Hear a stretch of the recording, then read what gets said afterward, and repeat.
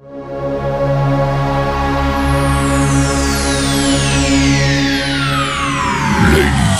and gentlemen, may I have your attention, please?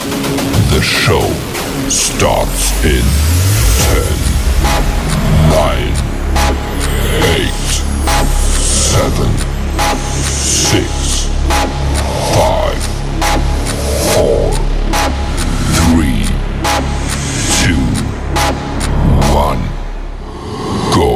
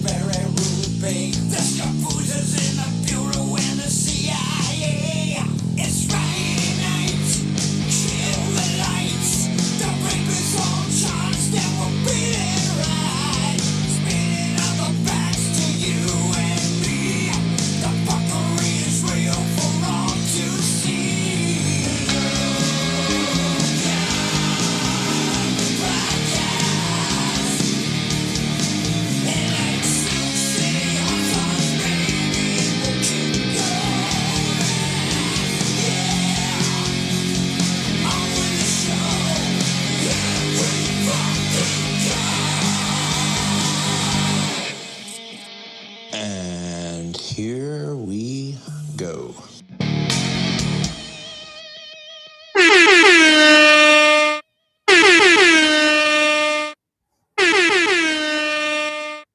Oh, I Get up. said, God damn, right off the bat, Joe. You got me off guard, buddy.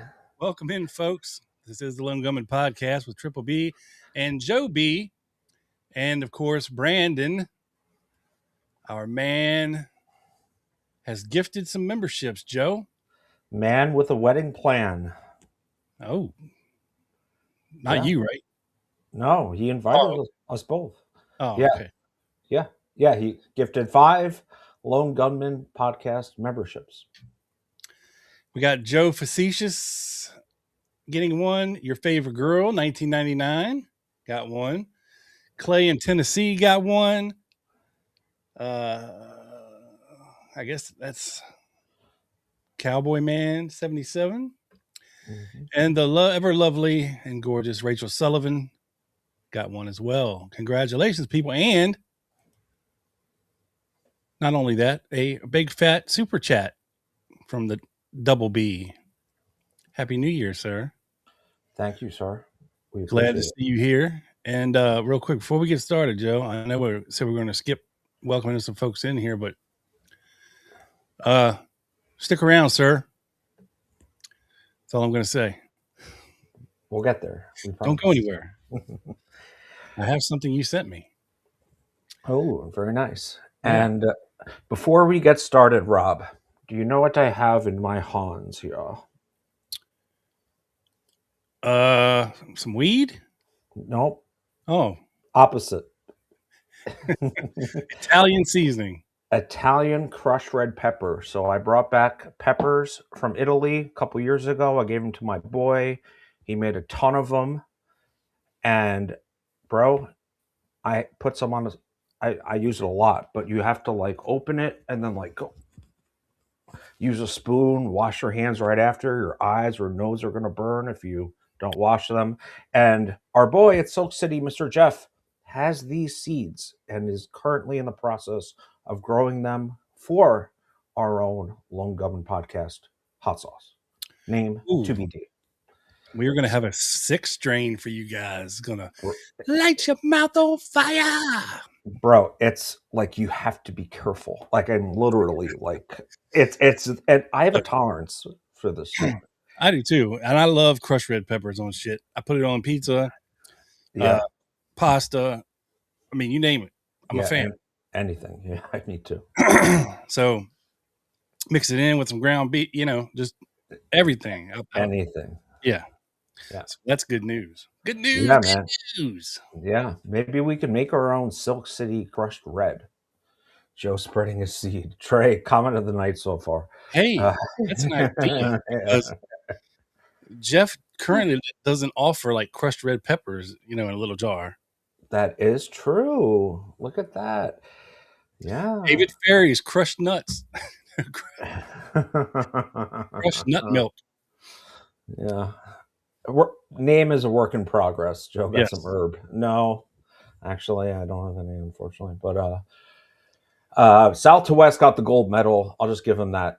He was first today. How are you, sir? Happy New Year. And Happy New Year to everyone who is joining in. We got a banger for you We got tonight. a big show, so we're going to skip introductions tonight and welcoming everybody in because you're all welcome here anytime. And it's normally, the usual crowd, the usual suspects, but we will be keeping an eyeball in the comment section all show for sure.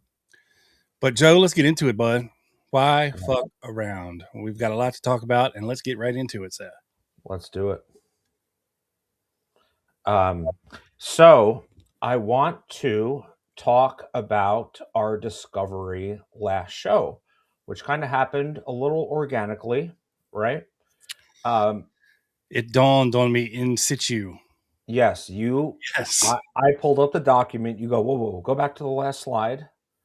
And then we had an assist from Sally who pointed out that initially when Lee was arrested in Dallas, he gave a conflation. Is that a word? No, she said he lived at 621 Marsala Street, and I was thinking back to the addresses of Oswald and Marina, and I'm like, he never lived at Marsala Street. I didn't even think about the rooming house before Beckley. Right, the one with Mary Bledsoe on the bus. Yeah, that was the 621 Marsala Street. Right, with the 1026 North Beckley address. Well, it's the 1026 North part. Number, right. That's what I mean. Yeah. And so this conflation of the two. This is a merging, if you will, of Oswald. And my theory was that he was trolling the cops at first when they were first interrogating him, when they first got him back, because you can see Lavelle is an investigating officer. He's always said that he interrogated Oswald as soon as they got him back. And it would be a little later until 3:15 or so until Bookout and Hosty shows up. Now, when Bookout and Hosty show up, that's probably when Oswald said, shit, the gig's up. They know, they probably know where I really live, or something to that effect. And then, because in Fritz's notes, it says, it gives the address 1026 North Beckley. And O.H. Lee, right? Yeah, I mean, he started telling them the truth after Hosty and Bookout showed up. Right. So, very interesting. Yeah. And of course, as one does, one consults probably the foremost expert on Oswald these days, Mr. Larry Hancock, and he gave me permission to read his reply and his thoughts, and I figured that'd be a good talking point to start. Because, guys, we break shit every week on TLG. Yeah, and we figured we'd let Larry know because their last book, The Oswald Puzzle, kind of really is a magnifying glass on trying to figure out exactly what Lee Oswald was thinking when he was doing stuff. And his actions, like when he got arrested in New Orleans and he asked for the FBI agent, and Quigley shows up. And he tells Quigley all kinds of shit. Lies, blatant lies, misconstruations, if you will. Martello, too, I believe. He wasn't honest. Right. To them. Now, why would you ask for the FBI and then tell them a bunch of bullshit? I don't get it. I don't either, man. That's why this case is so interesting. So this is the point where his, they asked him something about was his wife Russian or something. He said no, she was born here. Just if you haven't read the Quigley report, I highly recommend you go find it. in the documents and give it a read, because it will give you an insight of Oswald trolling the FBI. And you got to ask yourself, why is he doing this? Why is he doing this? And then he's arrested in Dallas. And he starts to do it again. Yeah. And then it stops real quick once the FBI shows up. So, a very Oswald-like thing to do, right? So I sent him this, and he goes, "That's new to me, Joe, and very interesting. Here's my pure guess on my part. I think Oswald did feel that he was just being arrested because he had been in Russia and worked in the TSBD, which is literally what he said, right? They arrested me because I lived in the Soviet Union. I suspect it was a case of thinking it was round up the usual suspects type of thing," which ironically you used that term a minute or two ago, which once again suggests to me he had no idea how badly he had been set up and how solid the frame was with his weapon. Yeah. Obviously, he knew the FBI knew where Marina was, right? Because of the Hosty letter that they destroyed. We talked about this a couple weeks ago. Yeah. But he had protected his location to give him more freedom, apparently. He had diverted the FBI in New Orleans, and that worked. In this instance, he might have just been trying to buy some more time by spreading confusion. He could get released and still heads out on time, which is going to be a nice segue into Redbird Airport. But by the time he began to figure out what was going on, it was not going to be that simple, and decided to play it straight with a true address.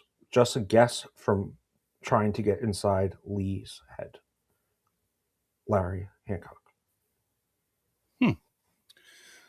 So you would say that the Triple B's analysis was pretty much spot on with that of Larry Hancock? I would say so, yes. Yeah. Great minds think alike. Hancock's up here. I'm like right here, but I'm slowly catching up. You know? Yeah. No, I mean, I think, I mean, listen, you had other people, 6th floor crew being rounded up too, right?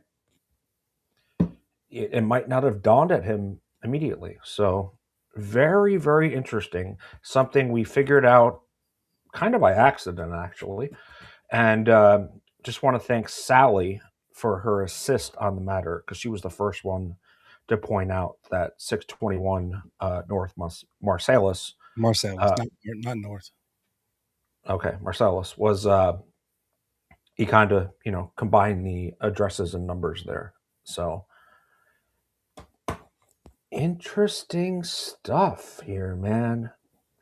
What the hell was Oswald thinking in his head? I mean, that's an impossible thing to try to figure out.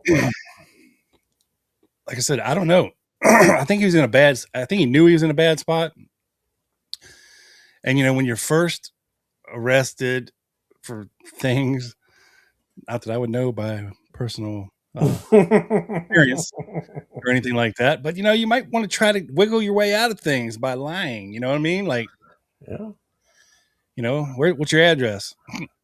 1026 North Marsalis. All right, go check that.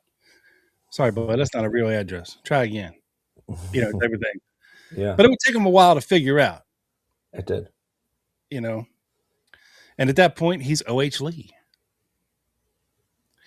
But they got his wallet. They might have 2 wallets that have his real name and his alias in there. So at some point, you got to realize you're fucked, and you got to start telling the truth, or just choose not to talk at all, which is probably the better option.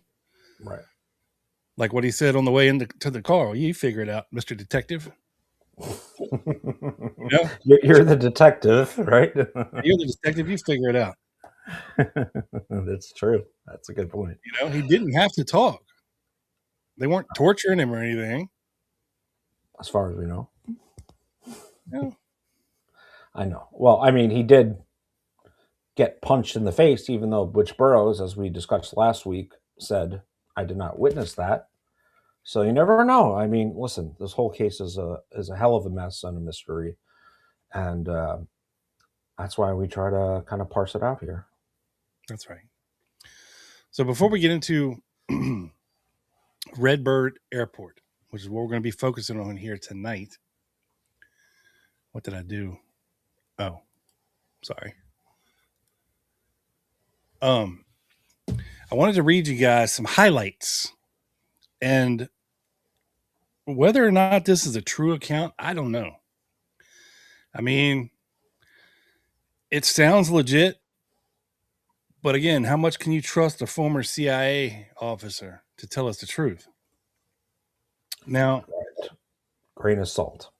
yeah, and this is from the book Betrayal by Robert D. Morrow.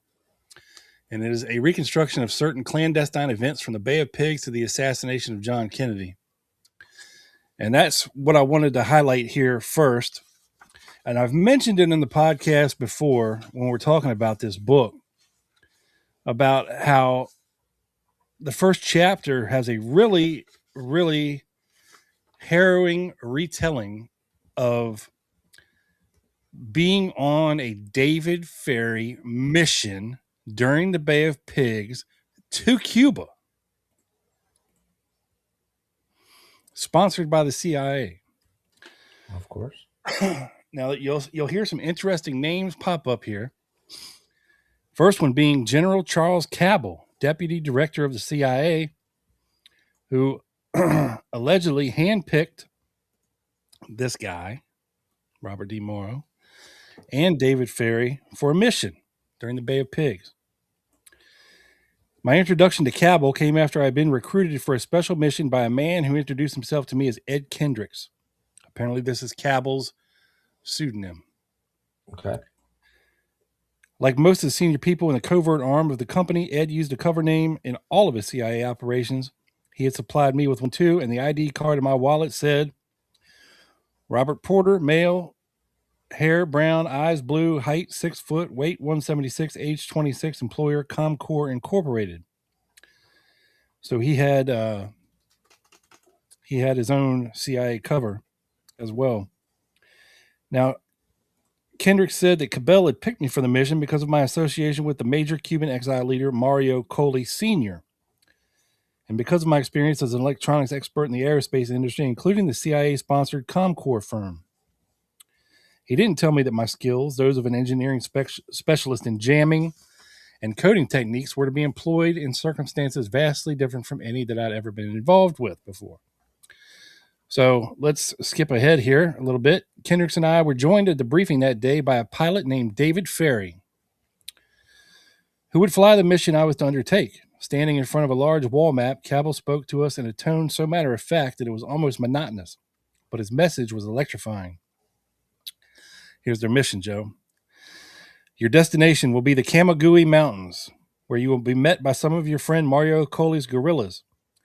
You will fly due south from the mouth of the Caloosahatchee River at an airspeed of 160 knots for 15 minutes, then onto a heading of 128 degrees, at which time, if you are in your proper position, you should pick up the Key West beacon 25 miles to your left at 222 degrees. At your altitude, Key West will not be visible. Maintain your 128-degree heading for another 10 to 15 minutes, then you should pick up the guerrilla radio beacon located on the beach. If you don't pick it up within 18 minutes, scrub the mission and return home. You'll be flying beneath the range of Castro's radar as well as ours at Guantanamo if you don't exceed an altitude of 100 feet, which 100 feet off the ground is pretty fucking low. That's pretty low. I mean, that's really flying under the radar for miles and miles and miles. Like, you better hope you don't hit a hill or a tall building. Right. Yeah, run into some fog and you're done. Yeah. Let's see. So he said, now comes the clincher. It's likely no one will detect you because we have arranged a sizable diversion. 2 guerrilla assault forces, one staged and launched from Central America, and the other from the Florida Keys, will be going ashore about an hour before you take off. One will land approximately 50 miles south of your beacon station across the island at a place called Bahia Cochinos, the Bay of Pigs. Bahia Cochinos. The other will land near Guantanamo at Pinar del Rio. If all goes as planned, the affair should keep the Cubans busy while you complete your mission. Pick up a passenger. turn tail and get the hell out. So they have a mission to complete. They are picking up a passenger, so they have to land in Cuba and turn tail and get the hell out. Neither Ferry or I said anything. He continued, watching us intently to be sure we were reading him. Once you have passed over the locator beacon, it will be turned off. You should then spot an arrow-shaped line of smudge pots, which will give you your first overhead landing. Now, smudge pots are basically smoldering remains of fires in pots that are undetectable by the naked eye at ground level, but from the air you can still see faintly burning embers. Basically dim lights to plot out their landing strip. So they go through all this, and then he says, I don't know how long the strip will be, but we're making sure that it'll be more than enough. And Ferry interrupted, well, how much is enough, General? And Cabell chuckled as he said, we'll try to give you 1,800 feet to stop. So 1,800 feet is all you get to land that plane. In the dark, very low, in Cuba. With embers lighting your flight, your runway. It says, hooray! Ferry burst out sarcastically. Awed by the risks of the flight, I was annoyed by his nonchalance. Cabell ignored it and came to the point. The purpose of your mission is twofold. For some time, Guantanamo has been monitoring unusual pulse transmissions that appear to be coming from the Camagüey. They are too weak to be identified by Guantanamo, but we suspect they are the sort associated with guidance systems for drone, aircraft, and similar devices. Your job, Robert, will be to try and record and analyze those transmissions and identify their precise function and hopefully their source. You will also bring out one of Mario Coley's principal lieutenants, Emmanuel Rodriguez, who may have some additional information. So, that's the mission. So, here we go. April 17th, 1961, 3:45 a.m. David Ferry, a contract employee of the CIA, was at the controls of the beach. In civilian life, he was an Eastern Airlines pilot, but there was no FAA-approved flight plan for the mission we were on. We had now been airborne for about 15 minutes, and he concentrated on recaging the gyro compass before taking a 128-degree heading. So now they're flying for Cuba, right? They're headed there. I'm not going to read every little detail. But now they're getting close. Soon as I stared out the cockpit window, I began to see the phosphorescent glow of the surf breaking the beach about 7 miles in front of us. Off to our right and barely discernible on the horizon, I could detect tiny flashing pinpoints of light, indicating that our covering assault force was already engaged on the ground. I was grateful not to be one of those poor bastards sloshing through the water toward hostile guns on the beach at the Bay of Pigs. Mm-hmm. So now, without changing power settings, Ferry pulled up the nose of the beach and took us to 250 feet. Leveling off, we spotted slightly to the right of our nose the faint glow of flickering lights in the distance. Soon we swept over a crude arrow made up of about 20 smudge pots, pointing approximately 30 degrees to our left. As Ferry executed the sharp left bank, the lights disappeared beneath our wings and were promptly extinguished. As we flew inland, we repeatedly spotted other groups of smudge pots, just as they has been described by Cabell. So now they're going into land, right? Dave cut the power and we rolled 800 feet to a gentle stop. He had made it seem as simple as a landing at National Airport. Within seconds, we were surrounded by a group of bearded men in battle fatigues, all with Thompson submachine guns slung over their shoulders. For a wild moment, I thought they might be Castro forces. Then Ferry shouted anxiously out his window, "For God's sake, Pepe, keep them back till the prop stop, man." "Okay, amigo." Pepe was a short, tough-looking Cuban, distinguished from the others only by a pair of captain's bars pinned casually to the collars of his fatigues. I was to learn that Pepe Arnez, a Cuban-born American citizen, had held the rank of U.S. Marine captain during the Korean War but had left the Corps to go back to his homeland when Batista was ousted. So now it's time for the mission, Joe. And so they do their thing. They do their mission. And here's where it gets good. So, of course, things start to go wrong a little bit. Madre de Dios, I think we may have been discovered. Pepe says, I can see a line of men moving down into the canyon about 3 miles from your plane. They must be government troops garrisoned at Puerto Mara. Probably heard the plane and took the mountain highway toward Victoria de las Tunas, hoping to spot something. And they talk about how far they are away and blah, blah, blah, how much time they have. They say, what time is sunrise around here? 6 o'clock, but it will be light before then. So now they're all in ass. Pepe and I hit the bottom of the canyon in less than 15 minutes after leaving the Jeep, unscathed except for our brush-burned hands and faces. As we stopped to catch our breath, I saw Ferry standing next to the beach looking at his watch. I didn't blame him for being restless. It was 25 minutes to 6 and the sky was beginning to brighten. As we approached the plane, I saw that the truck and 3 soldiers had disappeared and that a stranger was waiting with Ferry. Pepe said, "Good, Manuel made it." And I was quickly introduced to Manuel Rodriguez, one of Mario Coley's principal lieutenants. "Did you get the data you went for?" Ferry asked. "I sure did. It appears the transmissions are coming from very near here. Pepe says there is some type of construction going on about 7 miles southeast." So they said, Ferry's like, "All right, let's get out of here. And Kendricks can fill you in when we get home." So Ferry hit the starter. The starboard engine kicked over almost immediately, but the port engine wouldn't catch. As the starter labored, Pepe, who had been standing about 20 feet away looking skyward, suddenly lowered them and gestured wildly, then stretched his arms straight out to emulate an airplane. "Mother in heaven, that's all we need," Ferry yelled. "This engine picked one hell of a time not to start. You start pumping the fuel pressure pump. I'm going to put the starboard engine up to 1,500 revs and hope the generator will juice up the starter enough to crank the living bejesus out of it. We must have fouled a plug with the high manifold pressure and rich mixture coming in." The engine ground over, and a moment later, the powerful roar of a 2,500 horsepower Bristol Centaurus engine streaked by overhead. Before it turned and disappeared over the rim, I could see it was one of Castro's old World War II British Sea Fury fighters. Jesus, I thought, with a jet, we might have had a chance, but it was not likely against the slower, more maneuverable prop fighter. He must have seen us. I could barely hear Dave over the roar of the engine.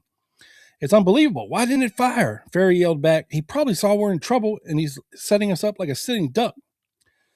With that, the port engine sputtered into life for a few seconds and then died again.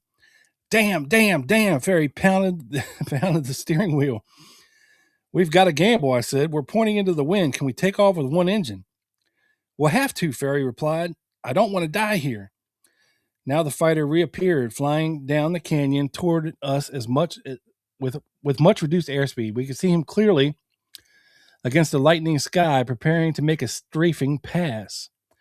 When he was at 200 yards, he dropped the fighter's nose slightly and loosed a volley of .303 caliber gunfire. Terrified, I could see the lattice trace along the ground in tiny puffs of dust as the bullet swept up to the front of the beach and suddenly seemed to stop. Miraculous, I thought.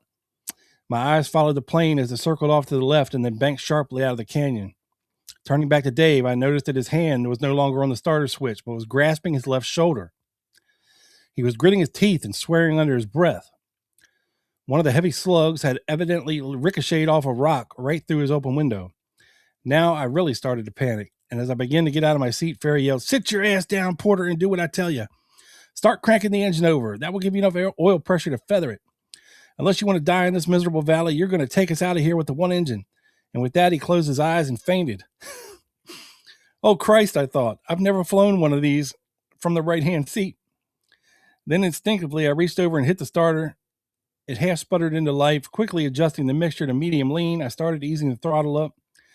The engine kept running half-heartedly, pushing hard on those toe brakes. I gave her a hard right rudder and got the engines up to their maximum 2,600 RPMs on the starboard and a sad 1,700 on the port. I knew that I must be well up over the 31-inch danger line on the starboard engine, but it was the only chance we had. So now they're taking off, and they somehow make it out of there with Ferry injured. As we touched down at 6:42 a.m., a waiting CIA crew rushed Ferry to Lee Memorial Hospital in nearby Fort Myers, Florida. I was told later that a splinter of rock over 3/8 of an inch in diameter had been removed from his upper left shoulder, just a fraction of an inch below his neck. The doctor in the ER accepted the explanation that the splinter had been kicked up by a passing truck along the 10-mile trail. With Ferry incapacitated, I was the one who climbed aboard a National Airlines jet for Washington with the pulse train film taped to my belly. I also had, courtesy of the agents who had met us, a brand new Walther PPK automatic in a spring holster tucked away under my left armpit as well for the ride. Wow. Yeah. Again, this is from the book Betrayal. I don't know this could be a true story. It sounds pretty harrowing. It's very exciting. It's very sketchy. It's descriptive too.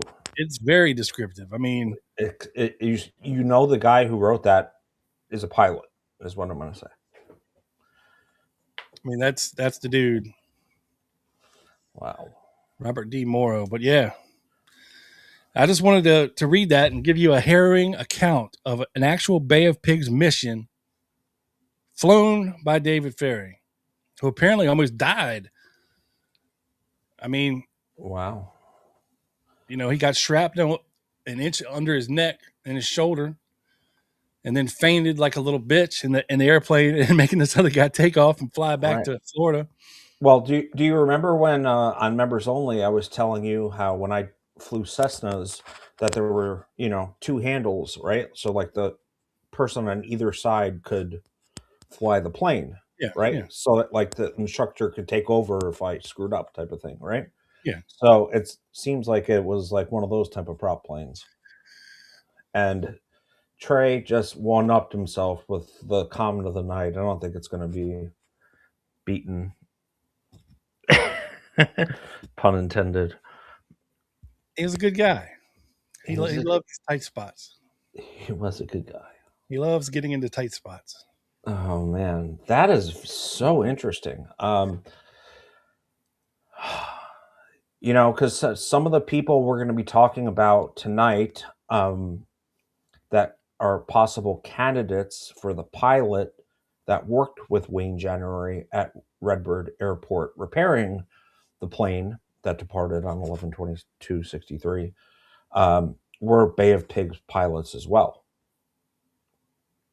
And we'll get there. Yeah, that's why I wanted to bring that up, because it kind of ties in with everything. These small prop planes, Bay of Pigs, anti-Castro Cubans, Cuban exiles, the whole 9 yards.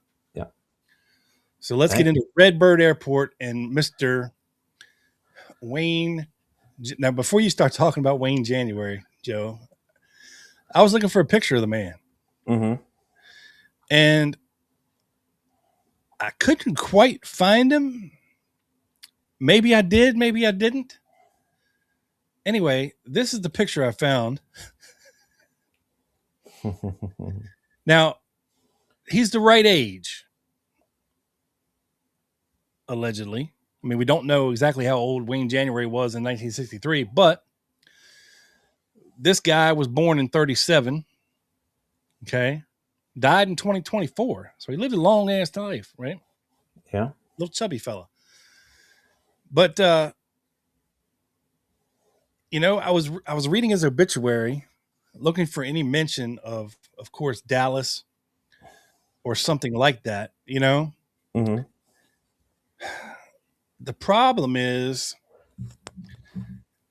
it only mentioned Mississippi.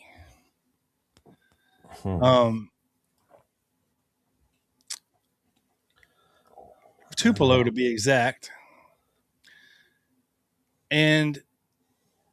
But you know, it said he was born in Chicago. It says he was a gifted musician, an accomplished pianist, organist, and accordionist. But his passion for music was matched by his skill as a master mechanic. Yes. Always eager to solve a problem or tinker with an engine. Yeah. He was also an avid toy train enthusiast and a devoted animal lover, sharing a special bond with his beloved Jack Russell. Jack Russell Terrier. Yeah. So Yeah. this could be him. It could not be him. I don't know. Maybe he moved to Tupelo after Dallas and lived out his life. You know. Yeah. But yeah, snazzy little fella. Yeah. He looks like a bundle of joy. Yeah.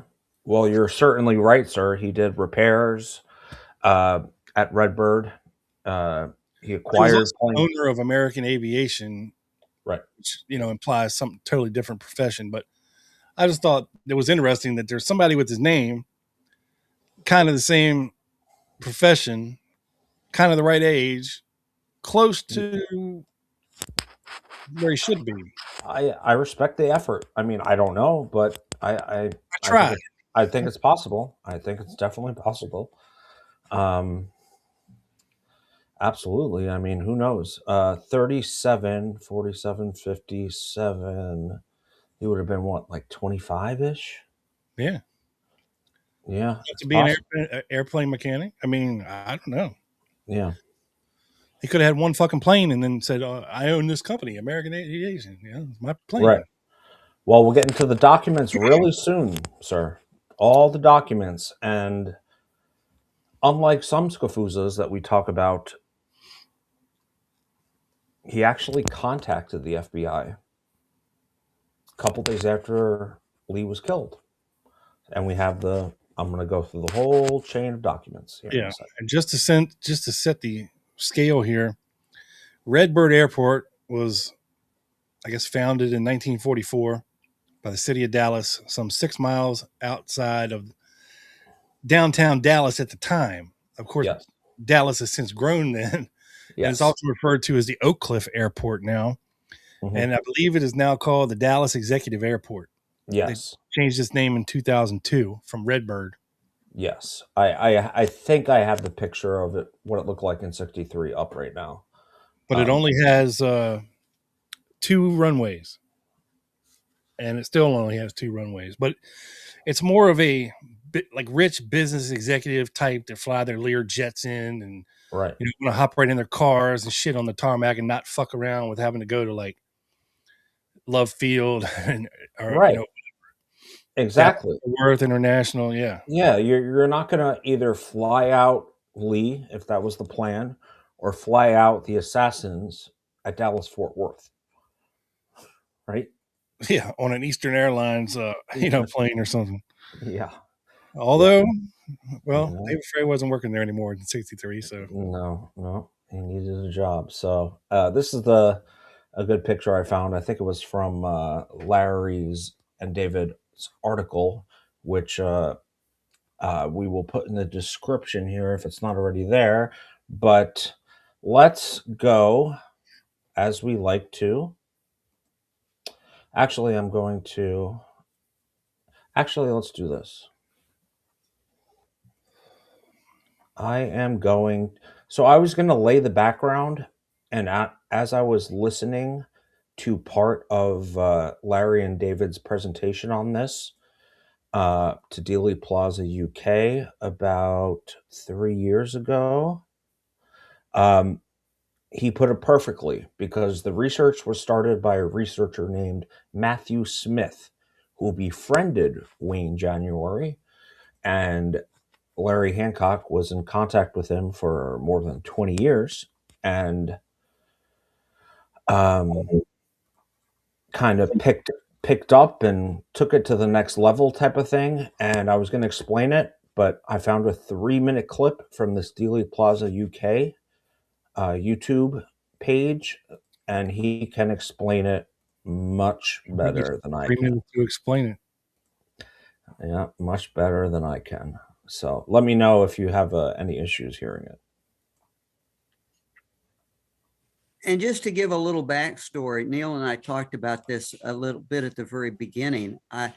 Everyone should realize this is all due to Matthew Smith's original research. Rest in peace. He is deceased. Going to Dallas, contacting Wayne January. At first, it's interesting. The reason that Matthew showed up in Dallas talking to January has nothing to do with this specific lead we're talking about. It has to do with lead number 2 that we'll get to later on in the presentation. January was on record of going to the FBI and talking about a visit by some people trying to rent a plane. And that was in the records. That's covered in, an FBI report. And that was Matthew's stimulus to go to interview Wayne January. And so they talked about that. It was only after a considerable period of time, a number of years, that January became comfortable enough to Wayne to talk to him about this lead that we're getting into here. So it wasn't the starting point. And it's important to remember that Matthew and Wayne got to know each other over a period of years to build this confidence level to even produce what we're talking about in these leads. It certainly wasn't their first meeting. It certainly was more than what January had told the FBI, because part of the backstory is that January thought this incident was important enough and significant enough to take to the FBI.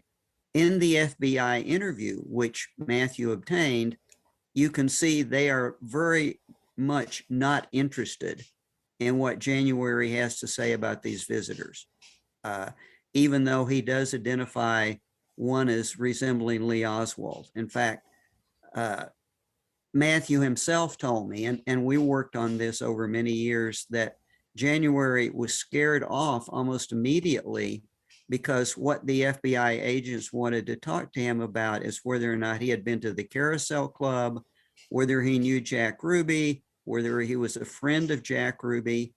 And it's quite interesting. If you review the FBI reports from this period of time, which within 90 days of the assassination.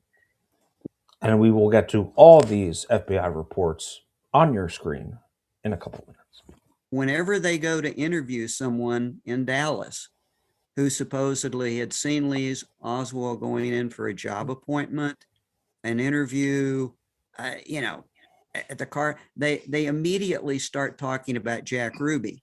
And that pushes people away because it's like they're trying to suck these people in as being suspects. And that's the way January told Matthew that he felt. And he just basically stopped talking to them after it appeared to him they were interested in connecting him to Ruby more than anything else. And it became even more interesting when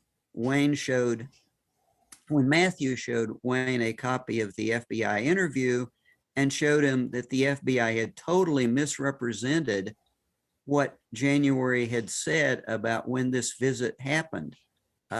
They had backdated it 6 months to spring, and it had actually occurred like 3 days before the assassination. And when he saw that, January was again, impressed by the fact that clearly they didn't want to have to react to a lead that he had given them. So I think that's an important part of the backstory to this in terms of the way Matthew got into it, the bond that he built with January, and the work that he originally did that we're carrying on, and that, quite frankly. All right. So that is the backstory. And Mr. Boylan and Mr. Hancock wrote a 57-page paper. And Joe's about to read it all. No, I'm going to read about the first couple paragraphs, and we will let you read the rest of it. But in the early 1960s, Wayne January operated an aircraft servicing and sales company at Redbird Airport in Dallas. During 1963, he was involved with a few multi-engine transport aircraft, which were being sold to a third-party company associated with the Houston Air Center. January was responsible for servicing, checking, and making any fixes for buyers required before accepting the aircraft. The last aircraft being sold was actually a World War II troop transport, which had been heavily modified, having all the seats removed and reconfigured as a cargo carrier. 2 men arrived to take possession of this aircraft. January only saw one of the 2 briefly at the time. He was smart and well-dressed and appeared to be a military man. The second individual was in charge of accepting the aircraft, overseeing any required corrective maintenance work. He worked with January during that week and identified himself as a Cuban. They were doing repairs. He spoke English with little accent and was familiar with the transport aircraft, stating that he had worked with similar planes inside Cuba when an officer in the Cuban Air Force. January described him as a younger man in his late 30s, well-built and muscular. He had short, neat brown hair and was of medium weight and height. Again, descriptiveness. He told January after he had come out of Cuba in opposition to the Castro regime, he had joined the Cuban. Skipping a little bit, the Cuban became comfortable with January after working with him for several days and spoke further about his experience. He was particularly outspoken in relating that his friends had died during the Bay of Pigs landing because JFK had not delivered the promised air cover for them. During their conversations, talk of the president coming to Dallas apparently agitated, gave him agita, the Cuban. And he told January that JFK would be killed in revenge for his Cuban comrades' deaths. And this was 3 days before the JFK assassination. He stated that they were also going to kill RFK because he had convinced his brother not to send planes to support the landings at the Bay of Pigs. At the time, January felt the man to be quite sincere in his remarks, but assumed he was simply speaking from emotion. No more was said about the subject until the early afternoon of November 22nd. When January talked to the Cuban for only a few moments after hearing the news of the president's shooting, the Cuban stated that events were happening just as he said earlier. In the shock and excitement of the afternoon, January did not speak to the Cuban again, nor observe him aboard the aircraft or depart it.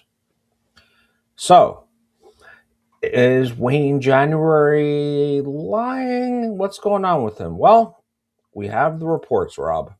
And on November 27th, 1963, which would have been about 3 days after Lee was shot, on the 24th, Mr. Wayne January, this is an FBI report, American Aviation Company, Redbird Airport, Dallas, Texas, telephonically advised Special Agent John V. Almon he had information which he believed to be of pertinence to this case and requested that he be contacted personally.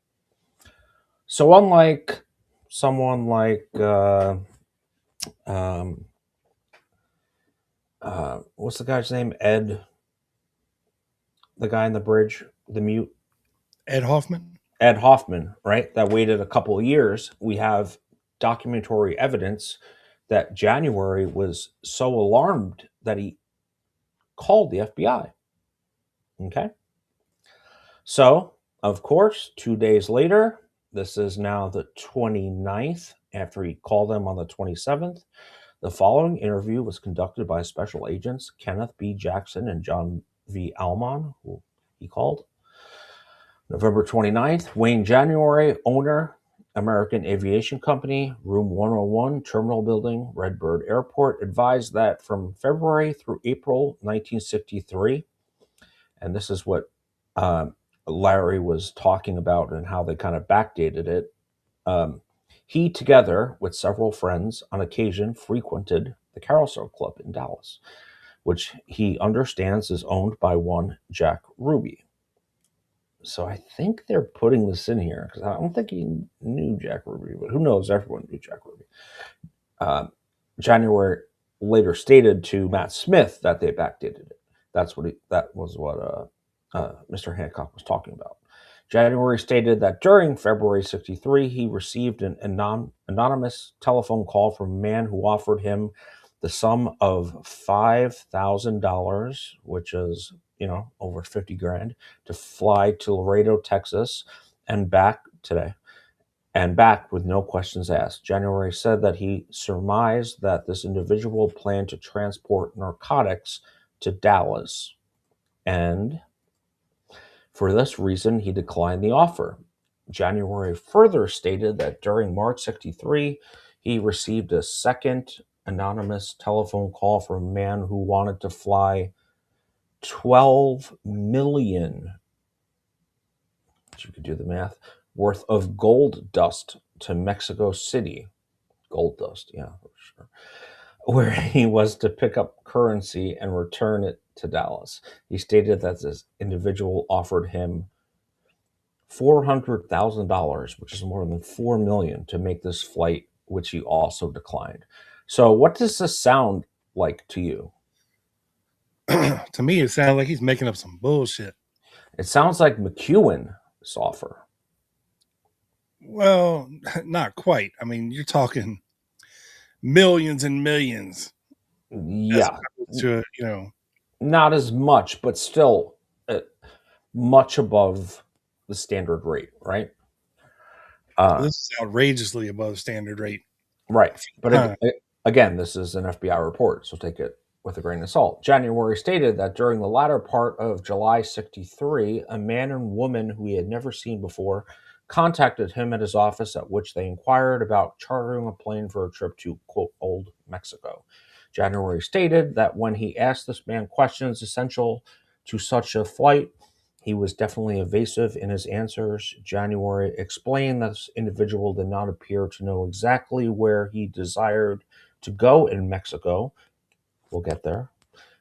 But said something about the West Coast. Furthermore, he did not appear to know when he desired to return or exactly how many passengers could be expected on the flight. Wayne January said that this man, after stating that he did not wish to make the flight for a couple of months, that he would consider the information which January had given him and let him know at a later date. He said that when the couple left, he observed a third man, pay attention folks, who had been waiting in their automobile during the entire conversation. And after observing a photograph of Lee Harvey Oswald on television, it now seems to him that this man somewhat resembled Oswald, although he was not definitely sure in this respect. January was unable to offer any additional information which might be of assistance in identifying the man and woman who inquired about the flight to Mexico. He said that they did not appear to him to be persons of sufficient financial means to charter pretty much a private jet trip at the time, a trip much as the one discussed. January reiterated the fact that the man, accompanied by the unidentified woman, who made inquiries concerning a chartered flight to Mexico, was not Lee Harvey Oswald, and said that he has no records nor any other method of identifying the persons who contacted him during the latter part of 63. And granted, remember, January claimed when he was finally shown this report that he was shocked that they had changed it so much. Right? They did not want to deal with this accusation. January further commented that he never visited the Carousel Club when he did not observe several plainclothes officers, and when a friend of his attempted to date one of the performers, Kathy Kay, she informed this friend that she had to go with another man whom she identified as a plainclothes officer. Interesting. January concluded, and again, this is 11/29. This is not long after the assassination. This is a week after. January concluded with the opinion that Jack Ruby was not the type of individual who would have killed or attempted to kill anyone charged with the assassination of the president. He said that he does not think Ruby would care that much, even about his own mother. I guess he did know him. So I found this, Rob.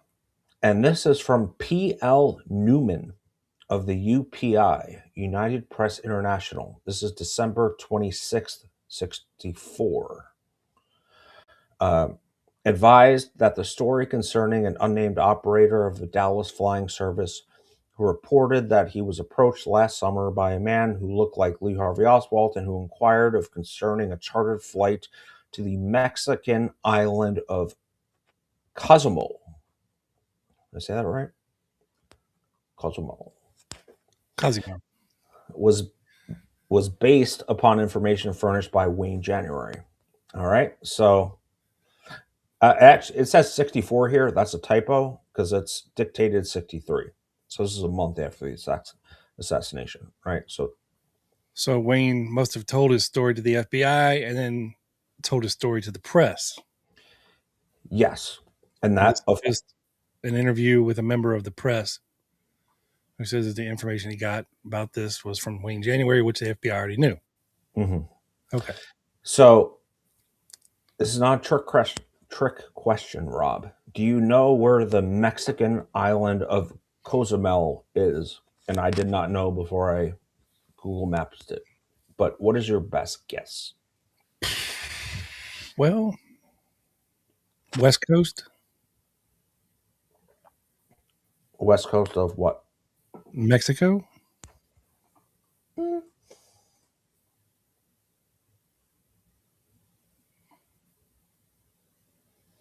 East Coast. Oh. East Coast. Yep. I have this big red bulging arrow pointed to it, right? Very close to Cuba. Yes. So, we're going to get to Lee and possibly wanting to get to Cuba in a little bit. This is the far out version. Pretty close. Of course, Dallas is above here. I cropped it out too much. But this little island right here he was trying to get to, allegedly. I love it. Gulf of America. God yeah, Gulf. Oh my, they changed it on Google Maps. Oh my God. What an idiot. Love it. All right. And, we do have an interview of Wayne January, owner of American Aviation Company. So they go back to him. Remember, he contacted them on the 27th of November. They interviewed him on the 29th, right? Yep. So they go back to him because this article is produced. And I could not find the article because old newspaper articles are extremely hard to find. I tried. Yes, unless you belong to newspapers.com. I know. I don't. Wayne January, owner, American Aviation Company, blah, blah, blah, was re-interviewed. So it was the second interview, December 26, 63, right? Who approached him last summer, resembled Lee Harvey Oswald, and who wanted to charter a flight to the Mexican island of Cozumel, as it appeared in the news media. So we've talked about this before. Something comes up in the press. There's all this internal document bantering back and forth, right? And look who it is, John V. Ullman, the same guy who interviewed him the month before, right? Well, that's not out of the ordinary. No. As it appeared in the news media, was inaccurate, and many of the facts in the story were the conclusions of the reporter who interviewed him. January reiterated the fact that the man who approached him last summer regarding this charter flight to Mexico was definitely not Lee Harvey Oswald. We know that. We'll get there in a second, because Lee Harvey Oswald was allegedly, possibly, in the car. He stated that when this man and his female companion were leaving his office, he, January, noted another man who was waiting outside in an automobile. He stated that this man, from a distance, appeared to somewhat resemble Oswald, as he later appeared in local television. Although he cannot be definite in this respect, as he never personally met Oswald, January pointed out the fact that he was viewing this man from a considerable distance and was inside an automobile at the time, right? With reflections and mirrors and all that stuff. So, interesting. So unlike Hoffman, right? who goes years later. We have, oh, sorry, I went too far. We have proof. January reached out a couple days after to the special agent in charge. So not,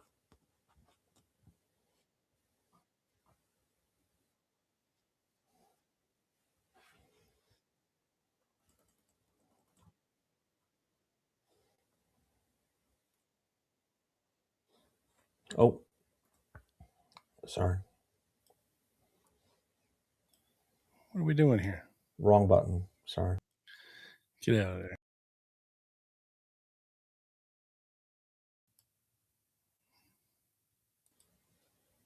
Sorry for that, folks. We had to, Yeah. we had to fix that. No, my point is this.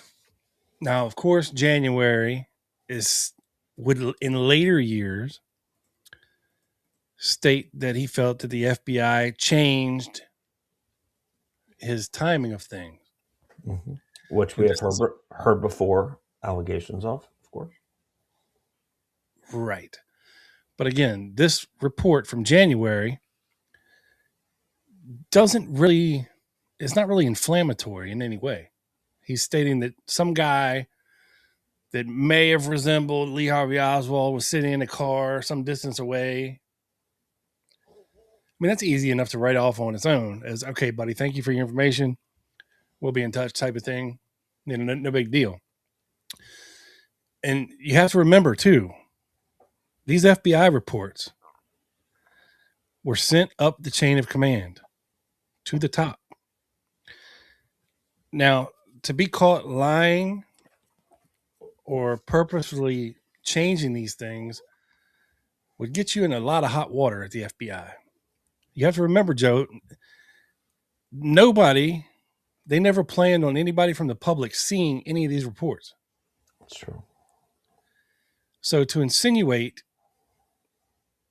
I mean, there's a lot of insinuations of the Warren Commission going back and changing people's testimony, right? Not so much the FBI. You know, you just have inconsistent reports when it comes to FBI and like DPD, for instance. You know, things you have inconsistent reports, not so much claims of outright saying, well, they changed this and they changed that. I mean, I can't think of any other instances where the FBI was accused of just blatantly changing a report, especially if something as innocuous as this from a couple days before the assassination to last July. I mean, what does that matter? Really? What does it matter? The information in there is still the same. That when they re-interviewed him, he said, like I said, the reporter made up most of the other shit. I said, I saw a guy sitting in a car way across the parking lot. He might have looked like Lee Harvey Oswald. Means nothing. So ultimately, that's why I've never really paid the Wayne January story too much credence, if you will. Now, of course, you know, you have this random person, Matthew Smith, who supposedly had a 20-year relationship with Wayne January. We don't know that. We don't even know if they knew each other. We don't even know if he interviewed him on tape. We don't know. I don't know. Larry might know. But those are things that I would want to know before I put too much credence in this he said, she said bullshit.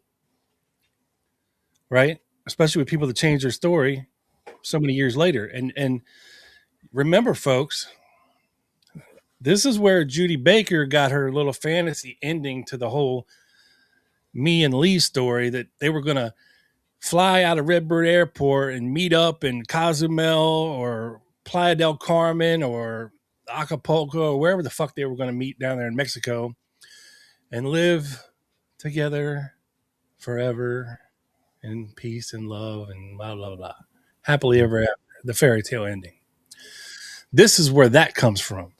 So when Judy Baker clamps her hand onto something and puts it in her, makes it part of her story, I don't know, bro. Yeah.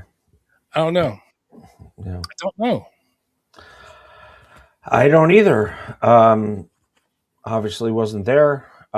Just saying that. I mean, proponents of this theory are going to say, "Oh, the FBI went back and changed it." Well, I mean, did they? I mean, they checked out a lot of shit, Joe. Yeah, they definitely did. I mean, they even re-interviewed the guy. Mm-hmm. Yeah. You know, after all this came out, and he still says, "Last July." 30 years later, he can say, "No, I'm pretty sure I told him November," but. And the only reason Judy Baker co-ops this story is because it says July.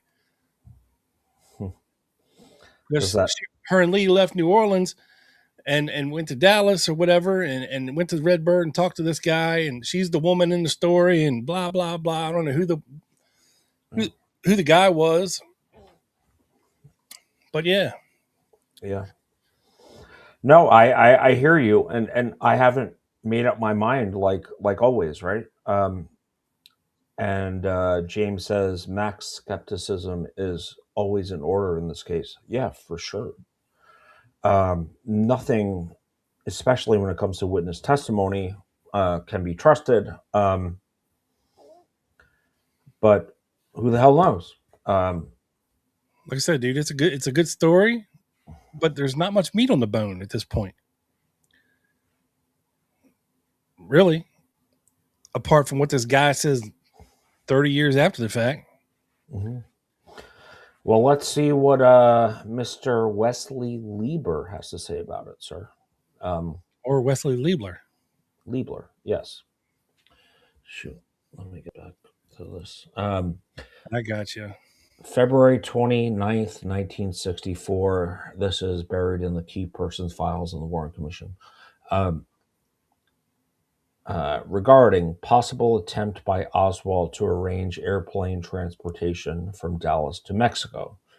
I assume that you are familiar with the items set forth at page 284 of the Gemberlings report of December 28th, 1960. That must be a typo. Commission document number 205, which I just showed and read, which indicates that Mr. Wayne January, owner of the American Aviation Company at Redbird Airport, stated that two people approached him concerning the charter of an aircraft to fly to Mexico. January stated that there was a third person in the automobile driven by the above two, which possibly resembled Oswald, although he was not definitely sure in that respect. So same kind of thing that we've been talking about, right? But problematic enough that Liebler is writing memos about it. This is the only article I could find on Mary Farrell. I don't think this is the one in 1963. I think this was written by Sylvia Marr. 2 days before the assassination, 3 people spoke to Wayne January, manager of the Redbird Airport in Dallas, about renting a plane. They told him they would want it to be flown to Yucatan Peninsula to on November 22nd. After the assassination, January told the FBI that he was convinced that one of the 3 persons was Oswald. Again, that's a little stretch there. January later stated he suspected the threesome might want to hijack his plane and go to Cuba, and thus decided not to rent them the plane. So, and real quick, another reason not to put much faith into the fact that this was done a couple days before the assassination. The assassination occurred on Friday, November 22nd. Lee Oswald was at work every motherfucking day that week. I mean, we have nothing stating that he wasn't. His time card said that he was paid, so he was. So again, whoever was there wasn't Oswald. even if it was a couple days before the assassination.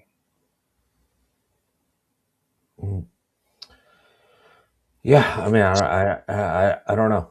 I'm just reading the docs. I know, and I'm just checking Yeah, it.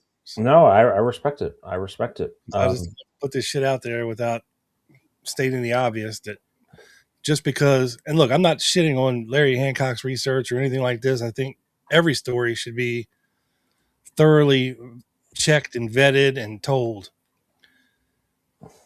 but not just the good parts. You also have to throw in the problems with the story as well. You can't just tell the story and leave out the parts that don't jive with what you're saying.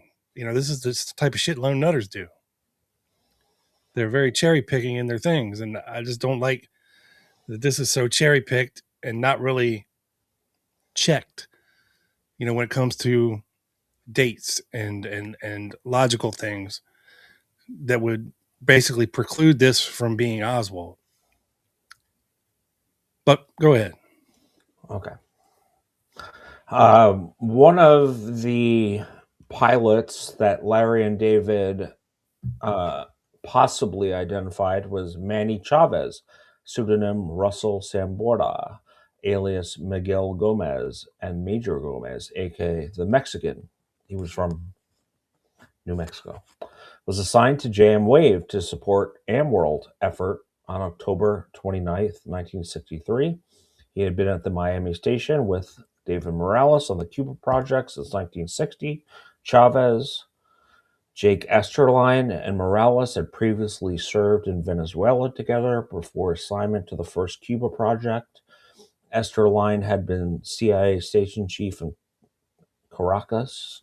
Chavez had trained as a pilot and flew during World War II with the Army Air Force. If CIA officer Manny Chavez had indeed been the colonel sent to handle the transfer of Redbird of the Redbird Airport, it seems likely that the second individual involved in the assignment would also have been working with CIA's JM-Wave group in 1963.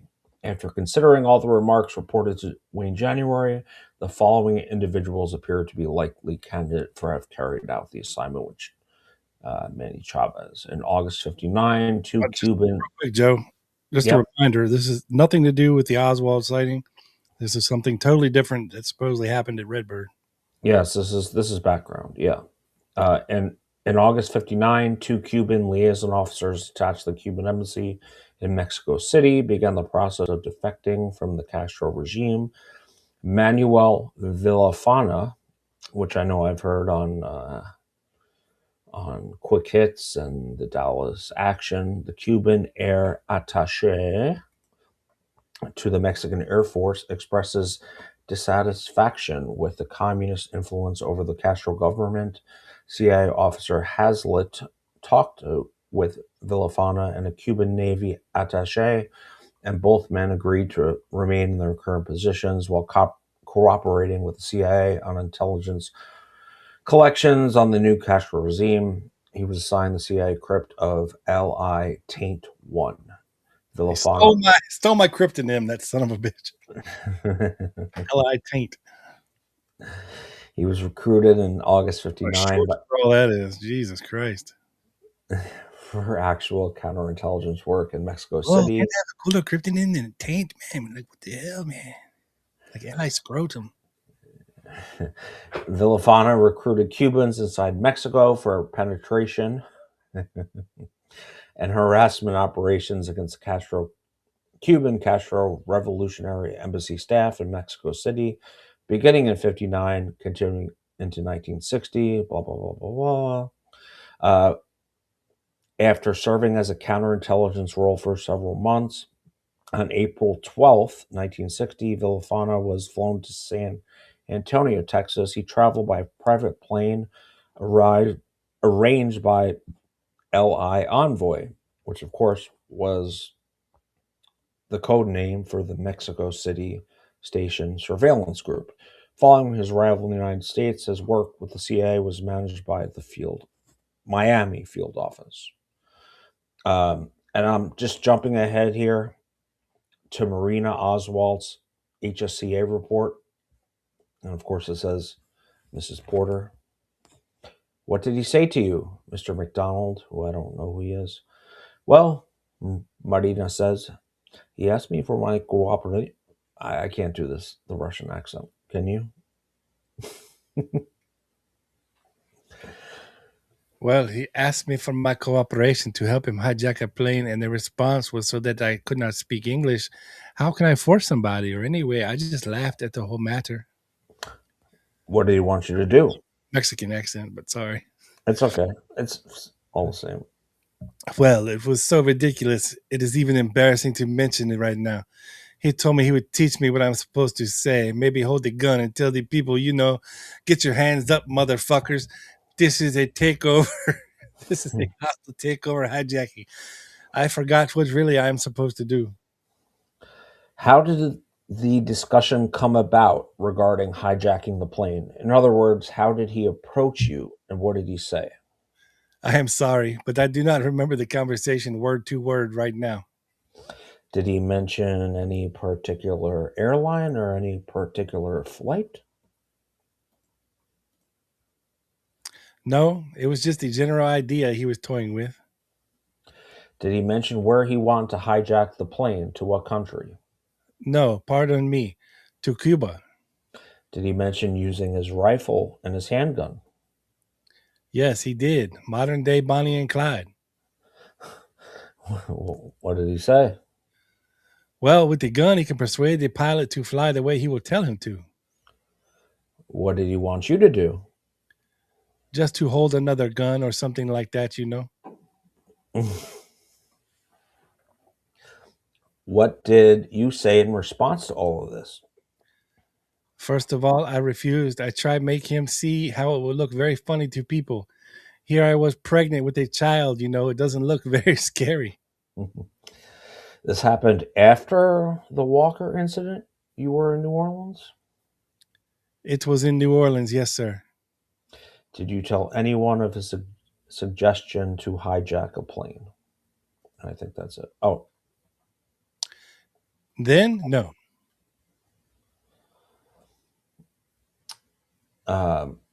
You did not tell any relatives or friends or James No. Herbert Martin? No. Do you think he was serious? Do you think he was going to carry out such a plan? I really cannot say. I don't know. When did you first learn of his planned trip to Mexico City? When did you first know about that? This is an interesting question. Shortly before I left for Dallas with Ruth Payne. How did you learn of this? He told me about his plans to go to Mexico City and visit the Cuban embassy over there. Well, that's it. Well, like always, I throw my hands up. That was not planned, but Rob is always on the point with the accent. But I mean, listen. I'm going to say this. I think Lee did want to go to Cuba. The wedding ring thing, of course, Marina's story of hijacking the jet, the McEwen incident, his socialist tendencies going back to early teenage years. You have corroboration from Marine buddies like Nelson Delgado, I think back in 58, 59, 57 maybe, when he came back on leave and Carlos said, Lee said, did you go fight in the Sierras with Castro? It lines up a little bit. I think the plotters, whoever they were, recognized this and took advantage of the useful idiot, which was Lee. First, being tested out by Carlos Quiroga, going over to his place, posing as a pro-Castro supporter. I don't know, man. I think Lee might have fucked around and found out. I don't know. To imply that this scenario is real at Redbird Airport, you're also implying that Lee had some kind of knowledge or foreknowledge about the assassination taking place. Not necessarily. Well, you are if you're trying to say that this happened a couple days before the assassination. You're implying what he's implying there. If that's what he's saying, that Lee is kind of orchestrating his own escape from Dallas. A much likelier scenario, because if that's what you're saying, then Oswald knew what was going to happen and knew that he needed to get the hell out of there. I mean, that's implying that you're in the know of what's going to happen and you're also going to get away. I mean, to pull this off is one thing, but to get away unscathed and escape the country is a whole nother thing. Right, but I'm not saying that Lee knew what was going to happen. No, you're not, but Wayne January is. That's what he's insinuating in his statement.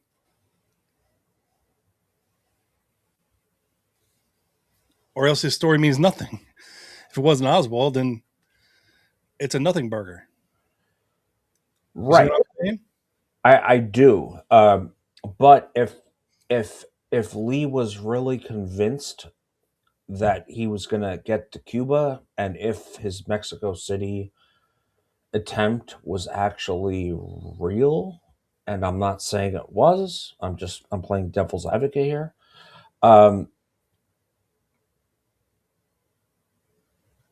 All he would need to see was the plotters and the possible woman, who I know you're going to talk about next, had the intention of getting him there. Yeah, but again, why go to Mexico? If Oswald had just been in Mexico and been denied a Cuban visa and being told by the Russians that they had to go through the proper channels to get him his visa and that it would take a while, why then are you going to fly back to Mexico when you have no idea or not whether or not your visa is going to be approved? Why wouldn't you just charter a flight to Cuba? Pay some Scafuzzary like David Ferry to fly you to Cuba and drop you off. Yeah, I mean, I think he had a couple attempts to get to Cuba.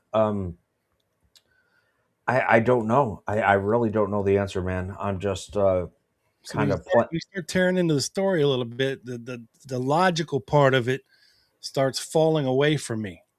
Okay, that's fair enough. That's all I'm saying. No, it's a fair point.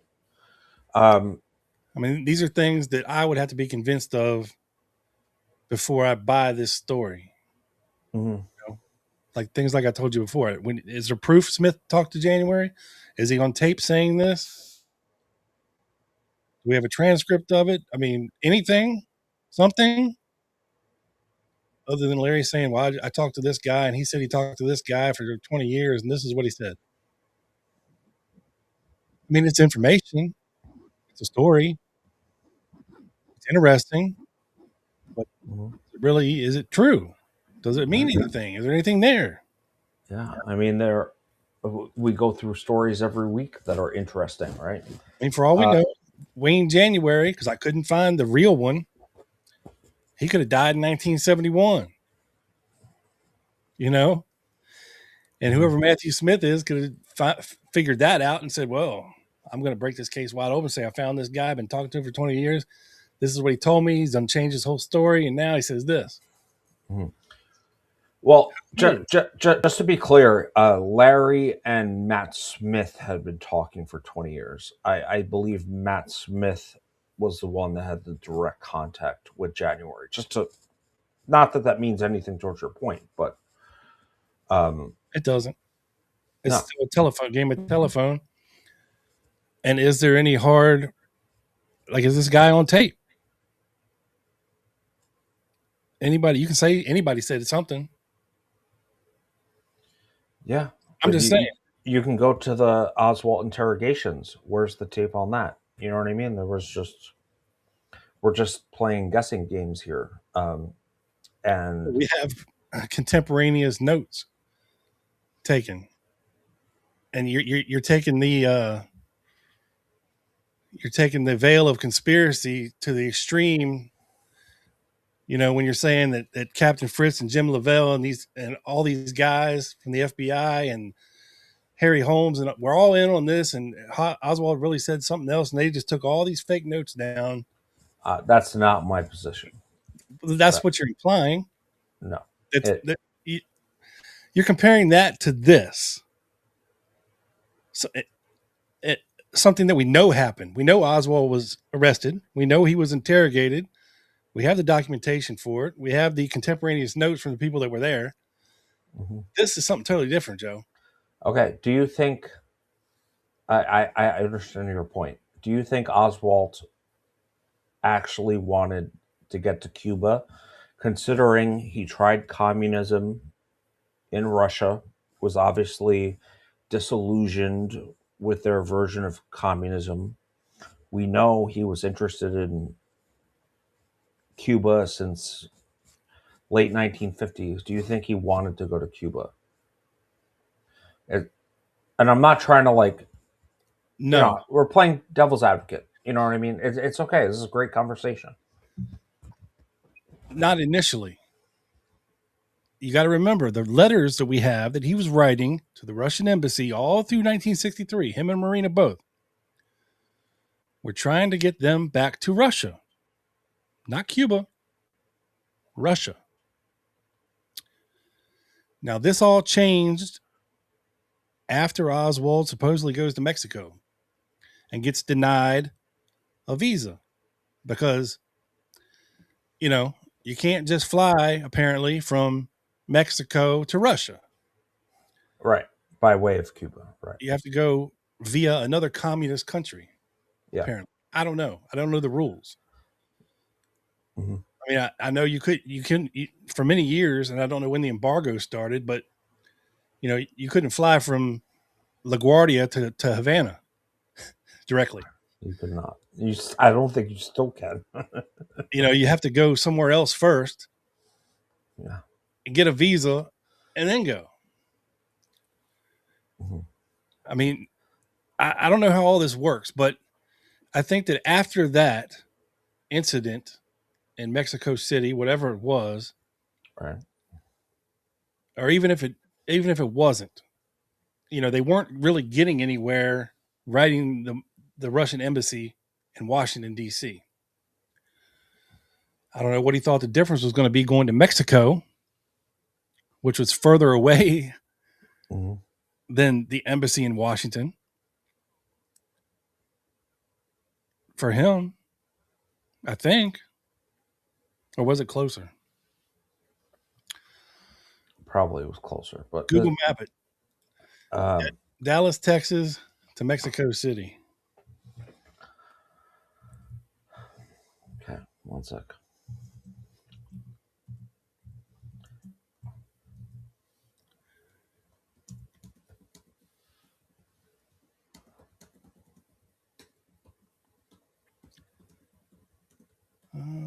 Let's see. To Mexico City? Yeah. That's where he went. No, I know.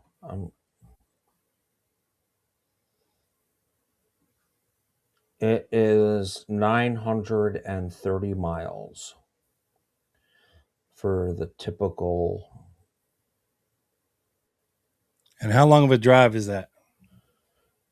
The driving distance, this is according to Grok, driving distance along common road routes, example Laredo and Monterrey, is approximately 1,125 miles with an estimated driving time of around 19 hours without stops. Right. So imagine it's 1963 Mexico on fucking shitty dirt roads, pothole filled, fucking shit. Over a day at least. Right. Now to Dallas, Texas to Washington, D.C.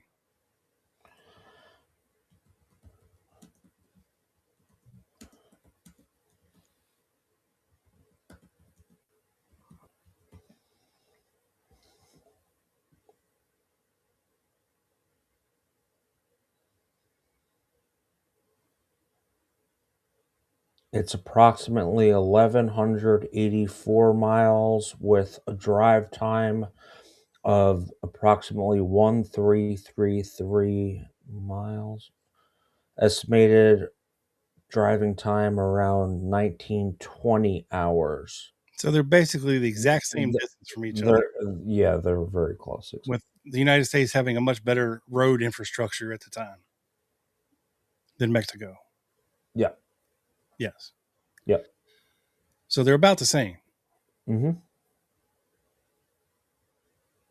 Okay. Again, I don't know what this all means. Why Oswald would choose to go to Mexico City to the embassies instead of going to Washington. Apart from the fact that he thought that he could get an immediate visa via the Cuban embassy to Cuba and then ultimately to Russia. Whereas if he goes to DC, you still can't fly out of the United States to Cuba or Russia. Right. But I mean, I showed you that document of the guy said he was trying to get to that island that's right next to Cuba. So, I mean, I don't know. I really don't know. I'm just Mexico City is in the southern part of Mexico on the eastern part, you know. yeah, but the flight distance wouldn't matter. What I'm is saying relevant to me? get a visa first. Right, but the relevant part to me is that this guy tried to say he wanted to go to that island that was super close to Cuba. I showed you the map. That's all I'm saying. Like, I don't know if he's just making it up. I have no idea what that guy is. Planning on getting on a shitty boat and going to Cuba from there. I don't know. I don't know either. I'm just listen. But doing that, he would be entering Cuba illegally without a visa. So what are your shots? I mean, you might get there, but Castro would be like, maybe he was playing this. "The Isle of Pines, asshole." Yeah, he would definitely have been in the Isle of Pines. I don't know. I mean, listen, I'm just like reading the documents and some analysis, and as always, we kind of throw our hands up and leave it to our good audience to kind of make their own. Yeah, we're not here to promote a theory or be an echo chamber for anybody. No. This is why I'm asking these questions. You know, a little skeptical. I 100% we're presenting it on this show. We're not having Larry do it. You know, this is something that's been around for 12 years or more. Much more. Yeah, I mean, this is old research, but it's a theory. It's been thrown out there, and we figured we'd look into it. And yeah, know much about it other than, you know, I think I read Larry's paper many moons ago. You know, but nothing really stood out to me as being, oh my God, this is the answer, you know, type of thing. Right. No, I 100% hear you. Just going through a couple comments, and I'm going to hand it back over to you, sir. Tiny says, I don't know what you're talking about, but I made it. Neither do we. Come on, Tiny. I mean, look at.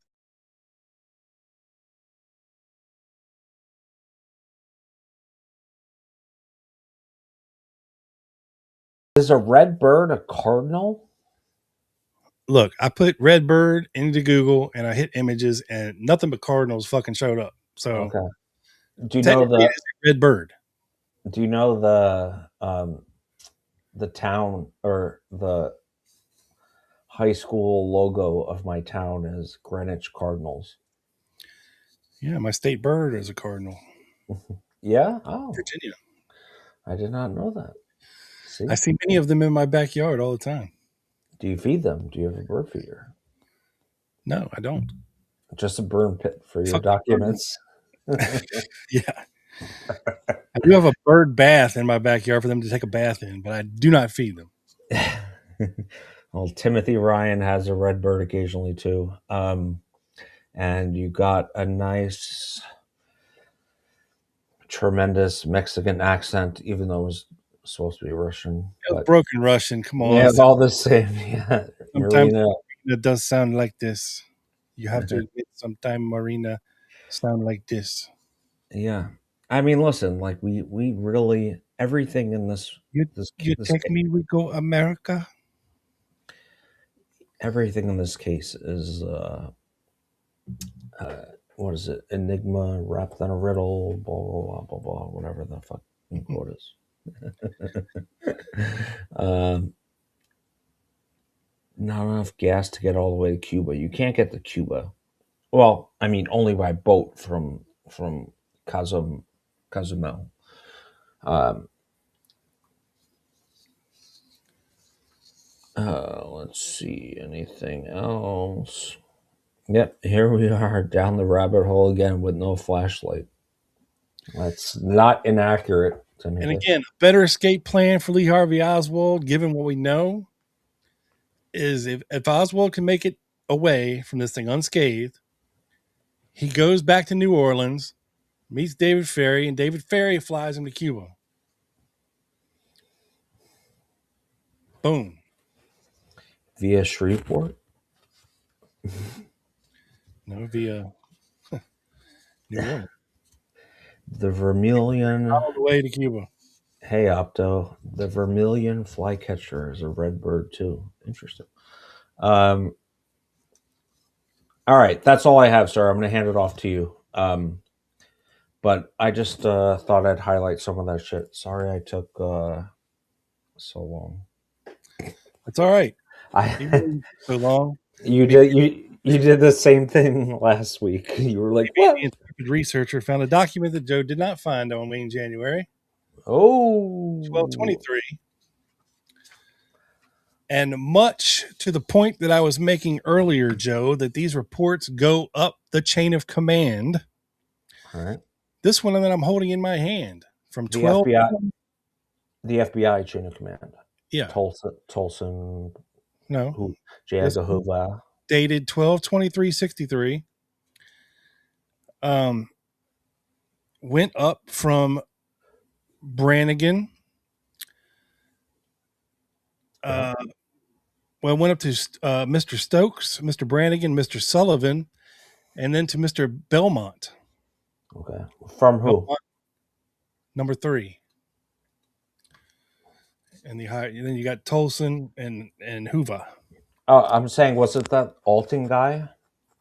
No. Okay. That's what I was asking. So, This is a memo from Brannigan to Sullivan, got it. but included are the person below Brannigan and the person above Sullivan, who is Belmont and Stokes. And it's basically a memorandum report. And this is what they're saying. So instead of sending up, every report done by, what was the guy's name again? Alton? Vion or Avion or Alton. Alton. Let me check. John V. Allman, Almon. Yeah. So instead of sending up a bunch of reports from Allman, I guess his boss is sending up a summarized memorandum of this investigation up the chain all the way to Belmont, number 3. On 11/27/63, Dallas was advised by Wayne January of the American Aviation Company that in late July 63, a man and woman he had never seen before inquired about chartering a plane to Old Mexico. The male was evasive and did not appear to know exactly where he desired to go. He said it would be a couple months before he might make the flight. Upon the couple's leaving, January observed that a third man was waiting in the car. He believes that the man in the car somewhat resembled Oswald. He is not definite in this respect. It appears unlikely that the third party could be Oswald because he was in New Orleans during all of July 1963. So see, even they are poo-pooing the Wayne January story at this point because they know Oswald was in New Orleans all during July of 63, at least that they know about. And he was definitely employed at the Riley Coffee Company up to a certain point, I think July 19th. Yeah, His last mid-July-ish. day. Yeah, something like that. And then also in July, Oswald went to that college, with part of his family and to give that speech at the Jesuit College. Yeah, the Jesuit college, yeah. Yeah, and I'm sure he went to the unemployment office or whatever, I'm just saying. The United Press on December 20th of 63 carried a report that an unnamed operator of a flying service in Dallas reported he was approached last summer by a man who looked like Oswald. This man wanted to fly out of the Mexican island of Cozumel, located off the east coast of the Mexican peninsula of Yucatan. The UP release said that the man appeared to be Oswald, wanted to charter a plane to fly 5 passengers. The unnamed airline operator reportedly got the impression that the man wanted to travel in September or October.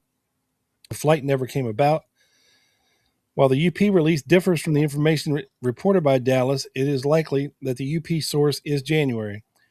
Dallas does not contemplate further investigation concerning this information they reported receiving from January. So again, the FBI didn't think there was anything to this. I don't think there's anything to this. It may be a nothing slider. Maybe. I don't know. Now, before we get into another incident that supposedly happened at Redbird Airport in 63, again, you have to imagine if this supposed interaction with somebody who looked like Oswald happened in July, they don't even know the president's coming to Dallas at this point. Nobody does. Nobody, maybe an insider or somebody does, but it's not out in the public.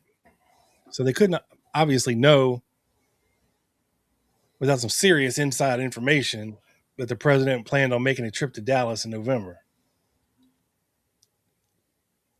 I agree. Not in July.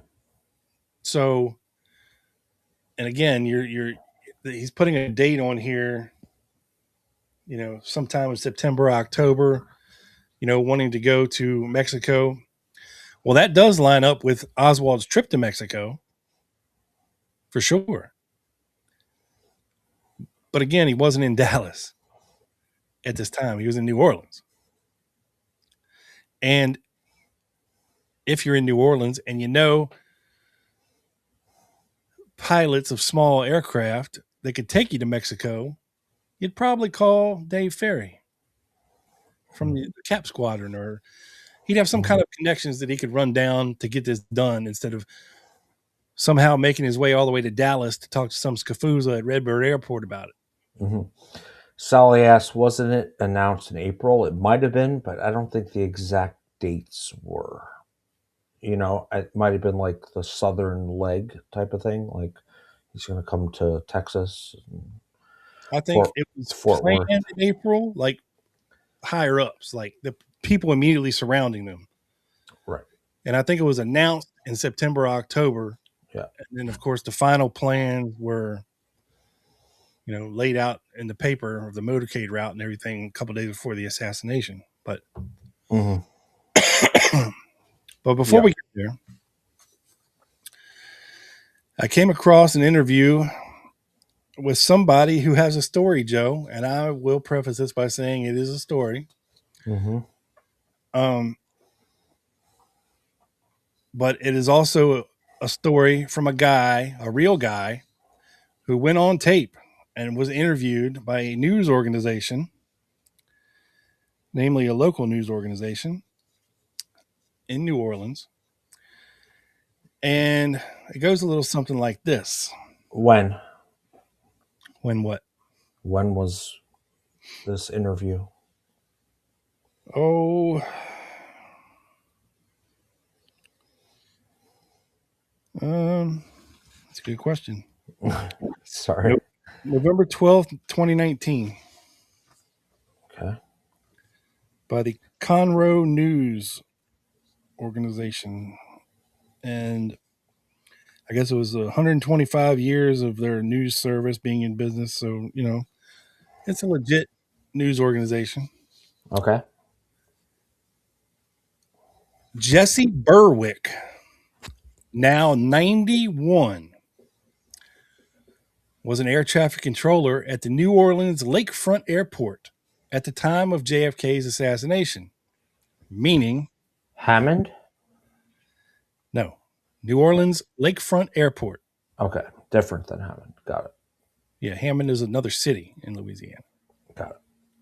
Where Clay Shaw's from. Where David Ferry slept over at the College of Boys. Yeah. Where he flew the manifest that we talked about during the General Walker episode. Right. Yes. No, the Lakefront Airport, also known as I think it was known as the Moisant Airport, was where he used to do his CAP activities, his squadron meetings. Mm-hmm. So this guy obviously knew Dave Ferry. But this is what he says. He and his supervisor and other people working at the airport were, quote, connecting the dots, and came to some conclusions that he wants to share with all those interested in the events on that fateful day in Dallas. Quote, Lee Harvey Oswald was not supposed to get caught or killed in Dallas after he shot President Kennedy. According to the scenario that Berwick and his friends at New Orleans Airport had figured out. We thought a pilot we knew was waiting for Oswald to get away to New Orleans so he could be flown to Cuba, Berwick remembered. Quote, there was an airport bum that used to hang around our lounge in the air traffic control center at the New Orleans airport. He was a freelance pilot and a friendly type of guy. Sound like anybody you know yet, Joe?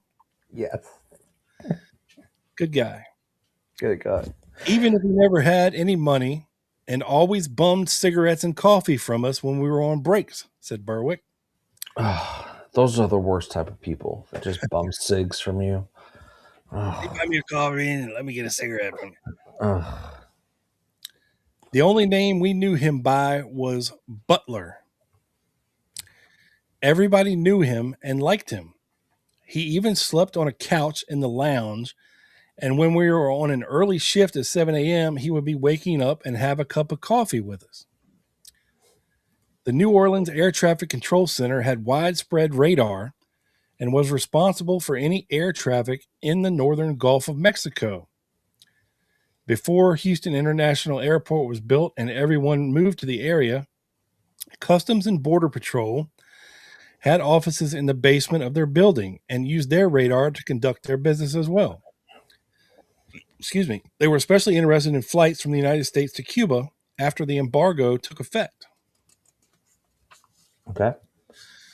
A couple of months before the JFK assassination, we noticed that Butler, again, a couple months before the assassination, we noticed that Butler. This isn't Ed Butler, right? The Inca guy?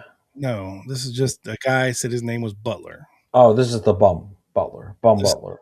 Yeah. Bum Butler. Got it. Okay. We noticed Butler didn't show up, and we wondered where he was, remembered Burt. Then we read a big headline in New Orleans newspaper with the headline that a pilot had been caught selling guns in Cuba and was in prison. The picture in the paper was our guy we knew as Butler, so we knew where he was. Just a few days before the assassination, Butler shows up at the air traffic controller's lounge again. Only now he had lots of money and was wearing a real flight jumpsuit like the Russian aviators wore instead of his usual jeans and plaid shirts. He said that Castro had let him out of prison and allowed him to come home to New Orleans. The air traffic control guys thought that it was strange, but didn't really question Butler about his streak of luck. Of course, no one knew what the future held, but apparently the event had been planned in advance. We knew he was an awfully good pilot and were not surprised that he came back from Cuba. He knew enough about the Gulf of Mexico, now Gulf of America, and our radar system that he could, quote, fly under the radar.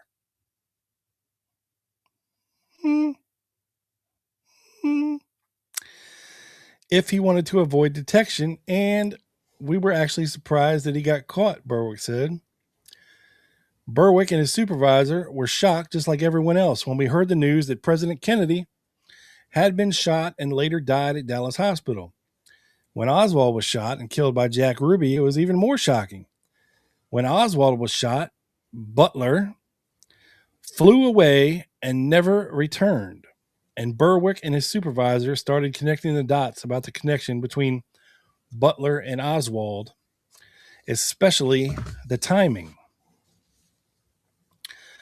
We called the FBI with our conclusion that Mr. Butler had been hired by the Castro government, and while he was in prison was hired to fly back to New Orleans and meet Oswald and fly him back to Havana as part of a plea bargain, Berwick stated. The FBI agents listened to our theory and we gave them our phone numbers and they never called us back. But I've always thought this was the plan, to get Oswald out of the U.S. and into a friendly country. Hearing the recent news about Oswald going to the Russian embassy in Mexico City and flying to Cuba made me think about this strange event. It was widely known that Oswald was a communist, so it wasn't a stretch that he wouldn't want to live in the U.S. much longer. The Cubans hated the Kennedys, especially after the Bay of Pigs, and wanted revenge. It's true. Jesse Berwick is a native of Louisiana and obtained his pilot's license when he was 16 years old. He was always interested in aviation, and after serving in the Air Force, joined the Air Traffic Control and served for 37 years. His family came to the Conroe area with the opening of Houston International Airport in June of 1969. So, again, you have an Air Force veteran and a veteran of the Air Traffic Control Service for 37 years coming out with a story. Now, is this guy full of shit? I don't know. I don't know either. Could be. But again, dude's 91 years old now and telling his version of what he experienced. Now, was Butler David Ferry? I don't know. It would be an appropriate name. You know, in the article, it says that they had the picture of the guy was in the newspaper, and I wish that Mr. Berwick had remembered his real name and said it in the article, but he didn't. So for now, it's just an interesting story. Could mean something, maybe, maybe not. Wouldn't Butler be an appropriate name for Ferry? He definitely loved the butt. Trey, you still have the comment of the night with the tight holes, but Little butt play.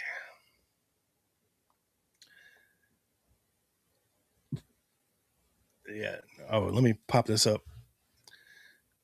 Norman says that Daniel Hopsicker theorized it was Barry Seal who was the Redbird Airport pilot. Seal, by the way, was a cadet with Ferry, Lee Harvey Oswald in Bird's outfit long before. right. Yeah. I mean, there's all kinds of stuff. Didn't he fly for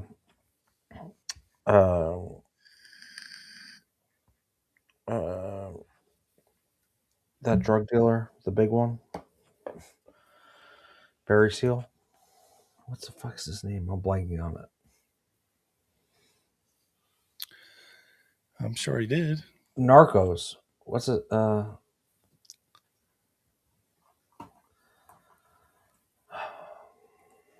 damn it. I'm blanking on it.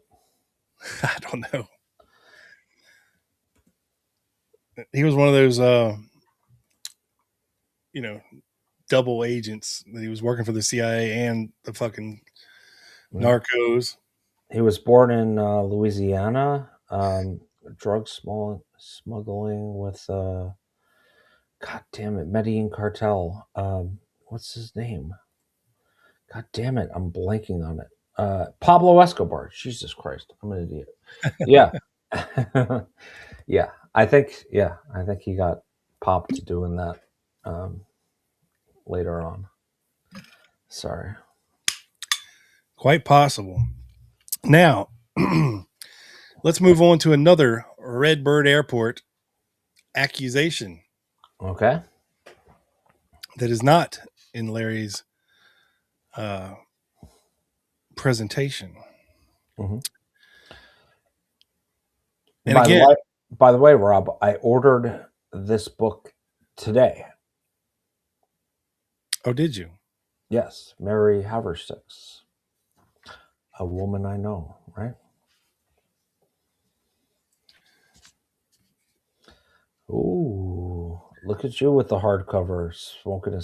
She's smoking Who's I know?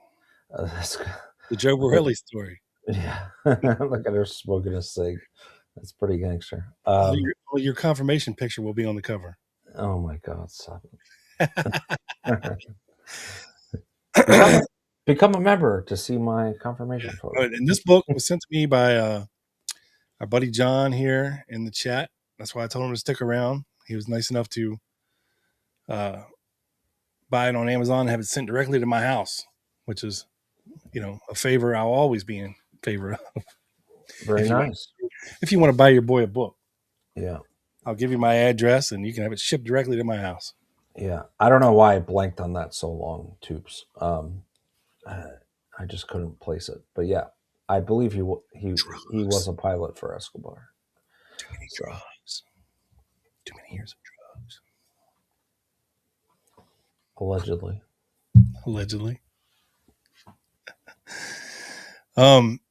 Yes. So let's get to this. Now, Mary Haverstock, in her book, she stumbled upon the story of a lifetime. She had set out to make a biopic of Jerry Cobb, one of a group of women who passed the same test as male astronauts on the Mercury 7 project in 1960. The women would never fly into space, but they were hailed throughout the nation nevertheless. But the more Haverstick talked with Cobb about and explored her life, the more she realized there was a much bigger story, one that may have changed the narrative in one of the biggest moments in American history. This would-be film then became a book called A Woman I Know, Female Spies, Double Identities, and a New Story of the Kennedy Assassination by Mary Haverstick.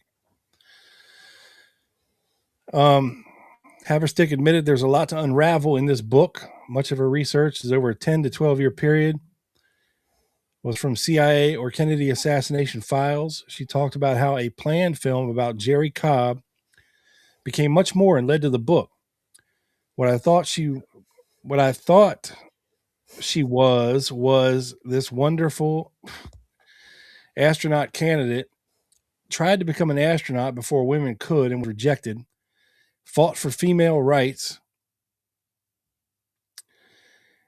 which was an awesome, positive story. But I found that she had tremendous overlap biographically and otherwise with a CIA spy named June Cobb, who actually grew up in the same hometown as Jerry. They traveled the world almost in synchronicity, being same places, same times. And I came to believe that this overlap was just astronomically impossible to be something other than a double identity. So basically, I confronted Jerry with it. Did she have a double identity with June Cobb, who, by the way, has thousands of pages of files in the Kennedy assassination documents? That's who the spy June Cobb is. She's someone all tied up with the Kennedy assassination investigation. And so I went and confronted Jerry about impersonating June at times, or vice versa. What did Jerry Cobb say when confronted? Well, here's what's in chapter 1 of the book, A Woman I Know. It starts with that conversation and how Jerry placed herself at basically the scene of the crime in Dallas on the day Kennedy died. She told me an incredible story about how she was there in a twin-engine plane, had flown it in to cover the event with media and cameras on board. But now, for some bizarre reason, they did not go in to cover the event. So now she's apparently sitting on the runway, one of the runways, at Redbird Airport on November 22nd, 1963, with a group of people in her plane that she thinks is media. But yet they don't get out of the plane to go cover the event. The event being President Kennedy in Dallas. They're just sitting there. And then she was just desperate to get out of Dallas in the wake of the assassination, which of course makes zero sense.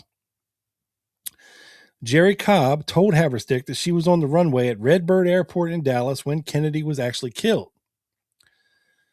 Lee Harvey Oswald is rumored to have been out there at that airport.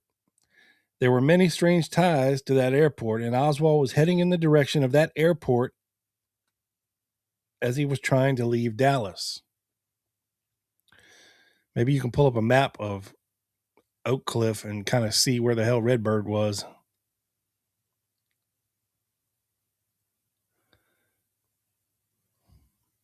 And while Joe does that, I'll keep reading. And we'll see if that is true. He even had a bus ticket in his pocket that could have potentially gotten him to that airport. That would be his bus transfer pass.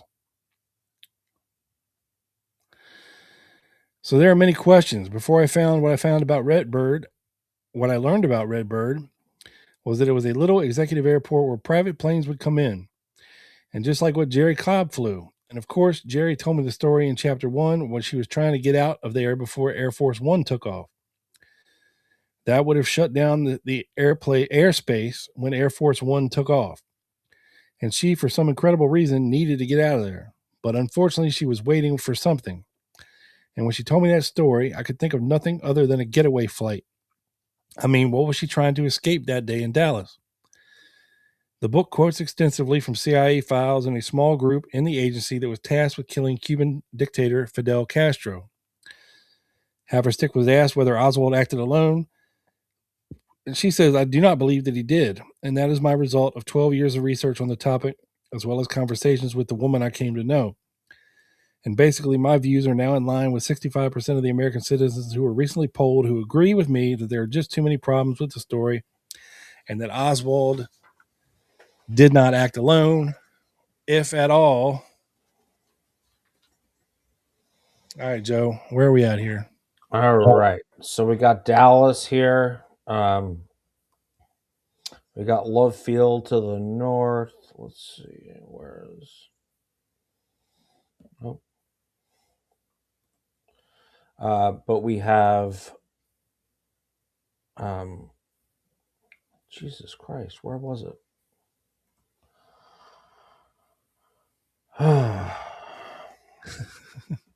I clicked out of it too.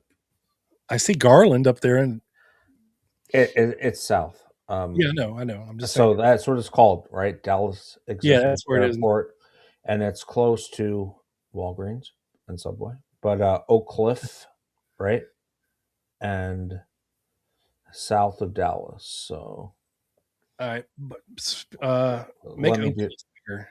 Yeah, let me do just zoom in on Oak Cliff a little bit.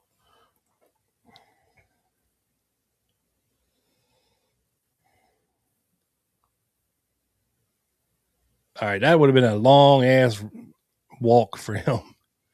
Beckley, right? You have Beckley here. You have Zang's, right? We talked about that. Yeah. So you can vaguely say he was headed in that direction, but that would have been a hell of a jaunt, a hell of a walk. Jesus. Yeah, it's far. He likely would have hopped a bus to get there. I don't think he would have tried walking all the way there. That's you can't walk. You can't walk there. No, Love Field is much closer. So, not by much. I mean, not by much. Maybe by like a third. But again, if you're on foot, though, it's still a hell of a hike. No, yeah, on foot. Either way. No, I'm not arguing the on foot thing at all.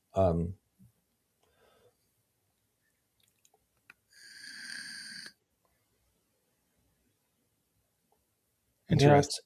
Yeah, it's not too far. Let's see. Where's Dealey's? Somewhere. It's right there.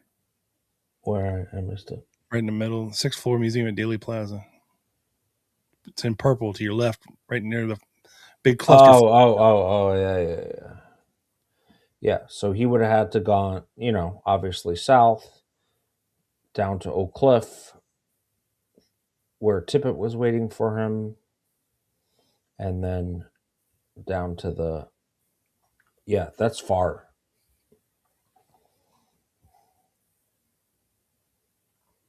All right. You'd think you need a ride.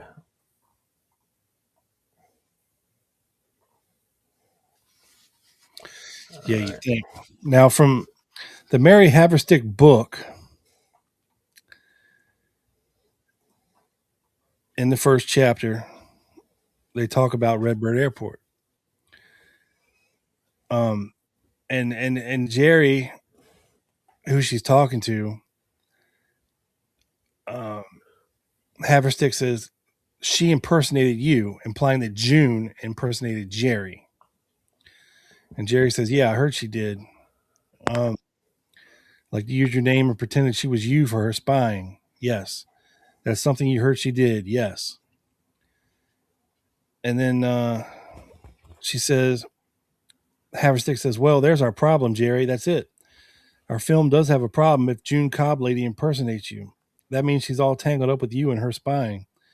Jerry, this June Cobb was a highly sought after witness in the JFK assassination investigation, and the government never brought her forward.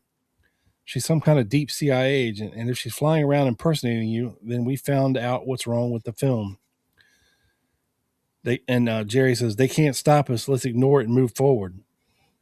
Haverstick says, "Well, this June Cobb, let me tell you about her. There are thousands of pages on her in those government files, more than almost anybody else I saw in the files. The government didn't bring her forward, and I think she knows something. All these men who looked into history, they ignored her too. But she was right there when a lot of things happened, and there was some cat leg break thing where I know she broke some lady's cat's legs. But you know what I think, Jerry?" Wait, she broke the lady's cat's legs. That's what it says. Okay. And Jerry says, "What?" And Haverstick says, "I think she knows who killed President Kennedy." Jerry was still looking at me with fondness. And then Jerry says, "Yes, but no one would ever believe her." And she was still smiling. Mary says, "Well, I would believe her." And Jerry says, "But she's told so many lies." And Mary says, "I would believe her."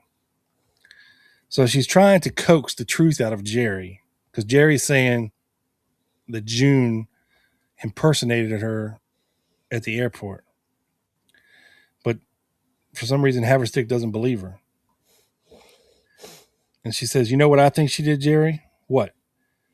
"I think she flew a plane into Redbird Airport." Jerry leaned in as if she hadn't heard me quite right, and I was aware the people to my left were within touching distance, still eating silently. We were 2 hours into this by now.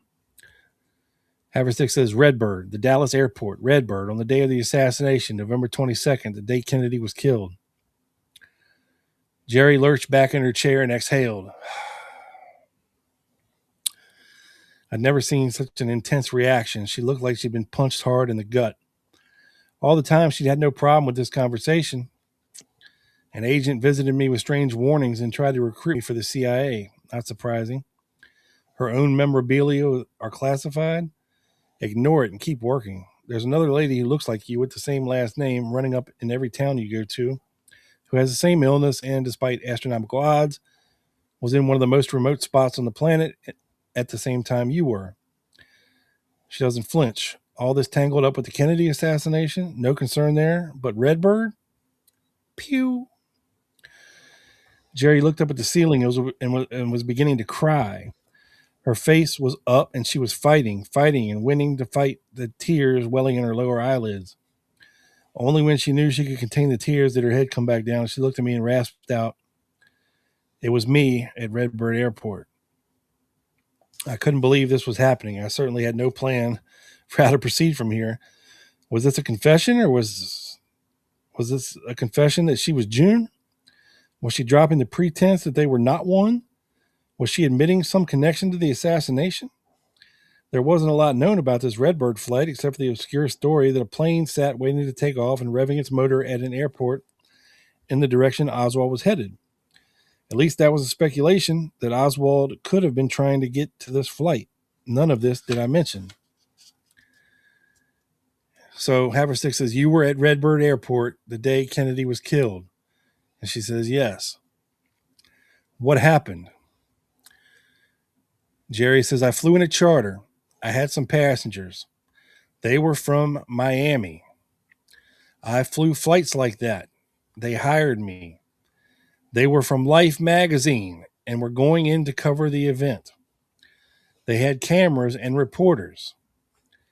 Jane Riker, a Life reporter and friend of Jerry's, was there. I still have the flight log. I can give it to you. We flew in that morning from Miami and got there and sat in the plane on the tarmac. We didn't get out, though. You just stayed on the tarmac and didn't go in? Yes, we were waiting and sat there just waiting, and then we heard something happened. So you got there with the reporters and you waited, but you didn't go into Dallas, and then you heard something had happened. Yes, and we were waiting, and I was worrying about the airspace would close down. So you were worried about that.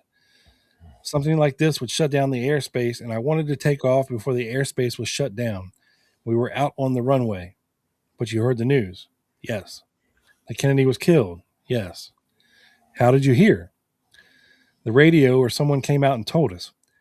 Do you remember exactly how you heard Kennedy was shot? No, I'm not sure. I think that's something you would remember, but okay. Mm-hmm. She seemed lost in thought, and I was having to jump in to keep her responding to me. So you got the news about Kennedy. Were you upset? Yes, but I was more worried about the airspace than Kennedy being dead. So, again, it's a story, and I don't know how much of it to believe. And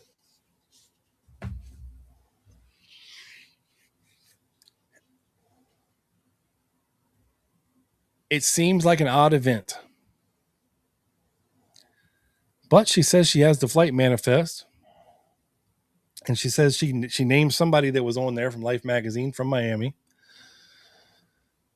who could be corroborated. I don't know if Haverstick ever corroborated this story with Riker. Of course, Riker could have been dead by then. Mm-hmm. And then really doesn't mean anything then. And again, we don't have anybody at Redbird Airport reporting this suspicious activity to the FBI. We got Scafuzzary in January talking about something that happened 5 months ago that seemingly had nothing to do with anything. But yet on November 22nd, you don't notice that a plane full of motherfuckers landed and is sitting on the tarmac for hours? And that doesn't raise up anybody's hackles to report that to the FBI? Come on. And again, even if it's a true story, what does it mean? Okay. She happened to be flying these people in from Miami from Life magazine to cover the event. And for some reason, they never got out of the plane. And they sat there for a couple hours and then left. Yeah. That doesn't make sense to me. None of it makes sense. Yeah. You know, reporters would have been at Love Field and whatever. I mean, we know there were CIA connections between, Life magazine, Claire Booth Luce, these anti-Castro Cubans, exiles. Yeah. And the like. I think DRE too, right? Right. Yeah. So there's all kinds of intertanglement here. It's just, I just don't know where to land on it. I mean, of course, later in the book, it goes from sitting on the airport for hours, never getting out of the plane, to all of a sudden she's a babushka lady. So I don't know how you get there from there, but there's something going on here that smells fishy to me. And again, it's just a story. We don't have to believe it one way or the other until there's hard evidence. Does she supply the flight plan? Does this woman run down her witness. Right. Because the FAA, in theory, should have that flight plan, right? Manifest of reporters, whatever. Yeah, they should have all this stuff. But I don't know if Haverstick did her due diligence in running all this stuff down, because I mean that's how the chapter ends. You know what I mean?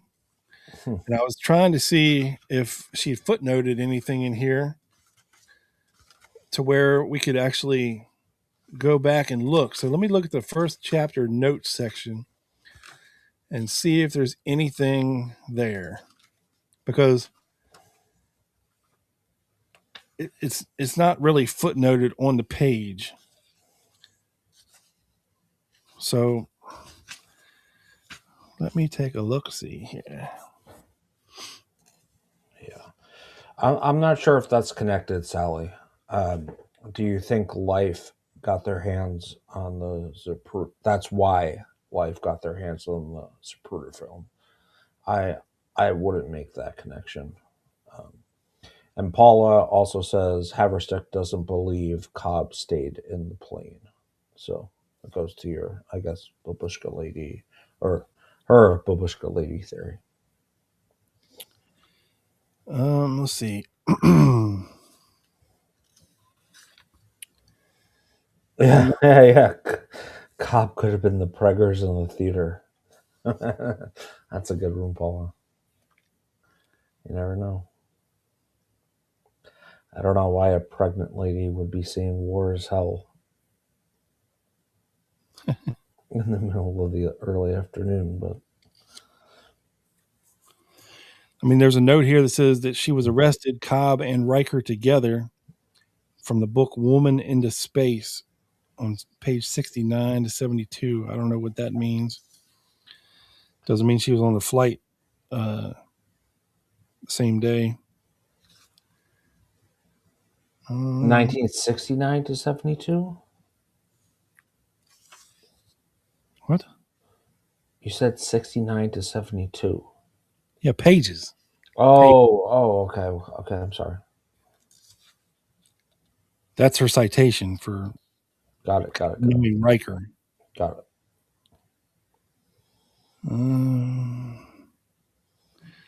Viola June Cobb, testimony before the Senate Judiciary Subcommittee on Internal Security, March 30th, 1962. That she was also employed by Life magazine. For Jerry Cobb to Gene Ross Howard, a letter dated July 20th, 1965.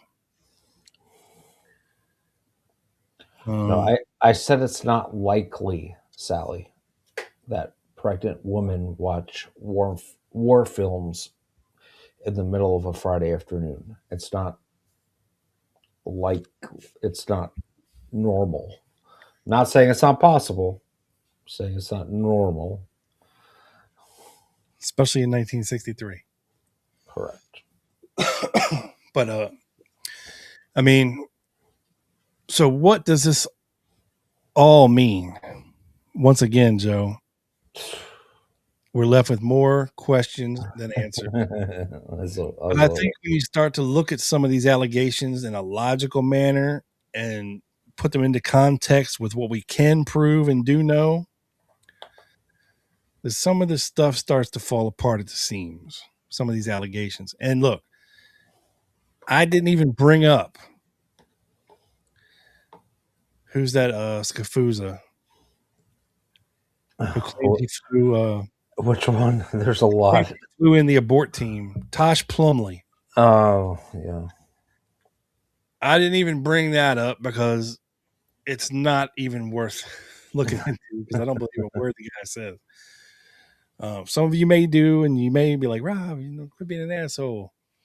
You should look into his story more. Well, because I'm thinking he probably flew into Redbird too. I'm sure that's part of his story.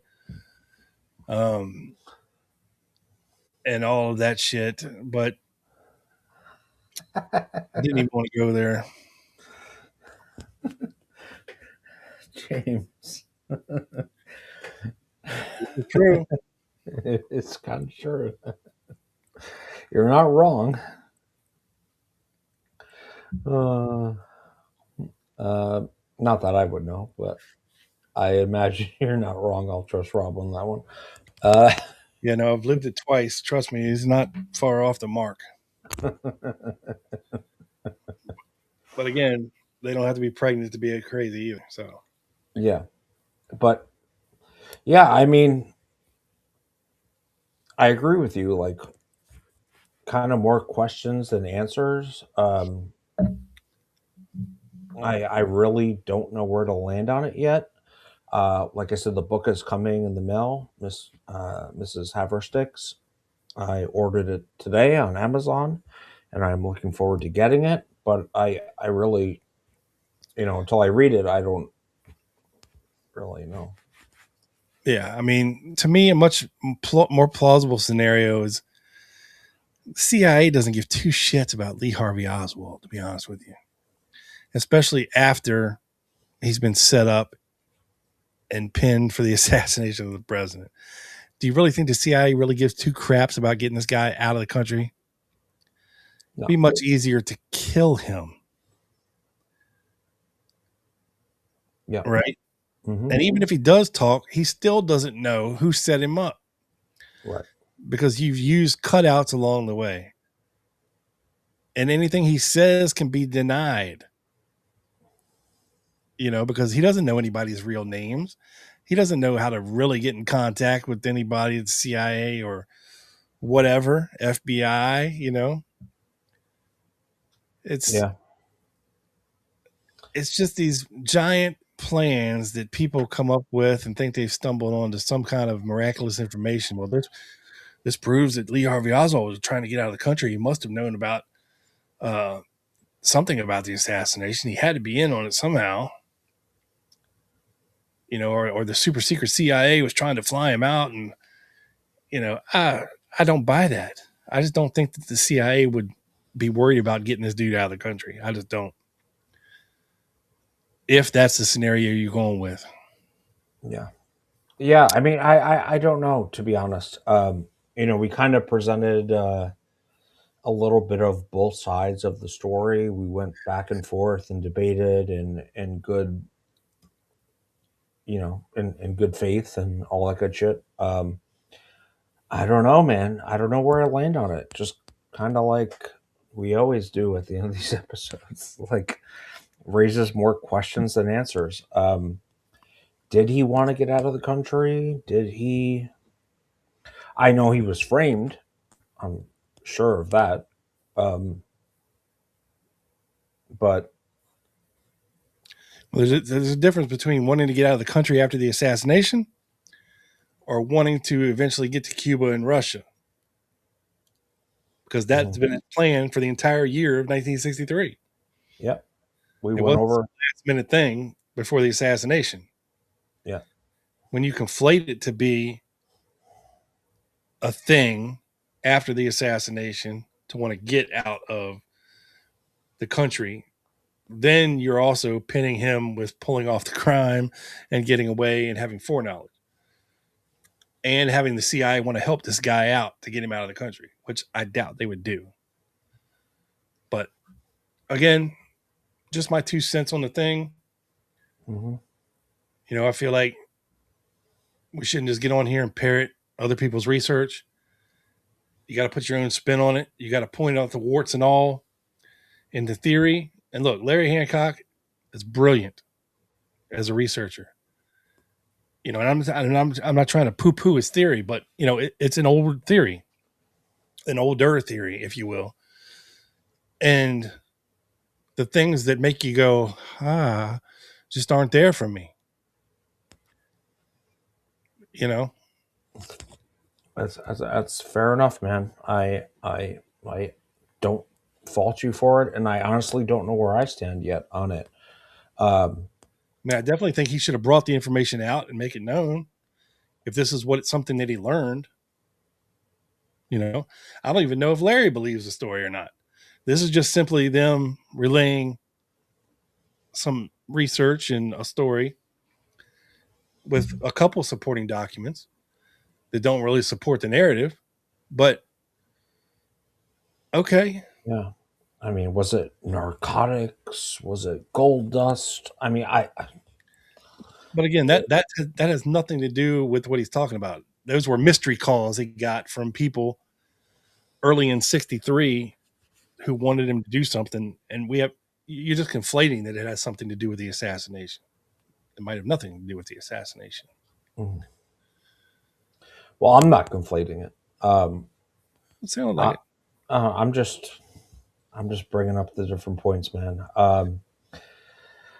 But I mean, I don't even know if he left his ring there. You know what I mean? Right? The leaving your wedding ring for Marina, the morning of the assassination, when you stay there on a Thursday night, which you usually don't do.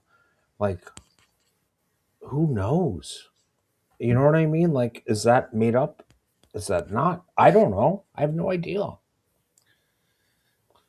Well, yeah, he left it there.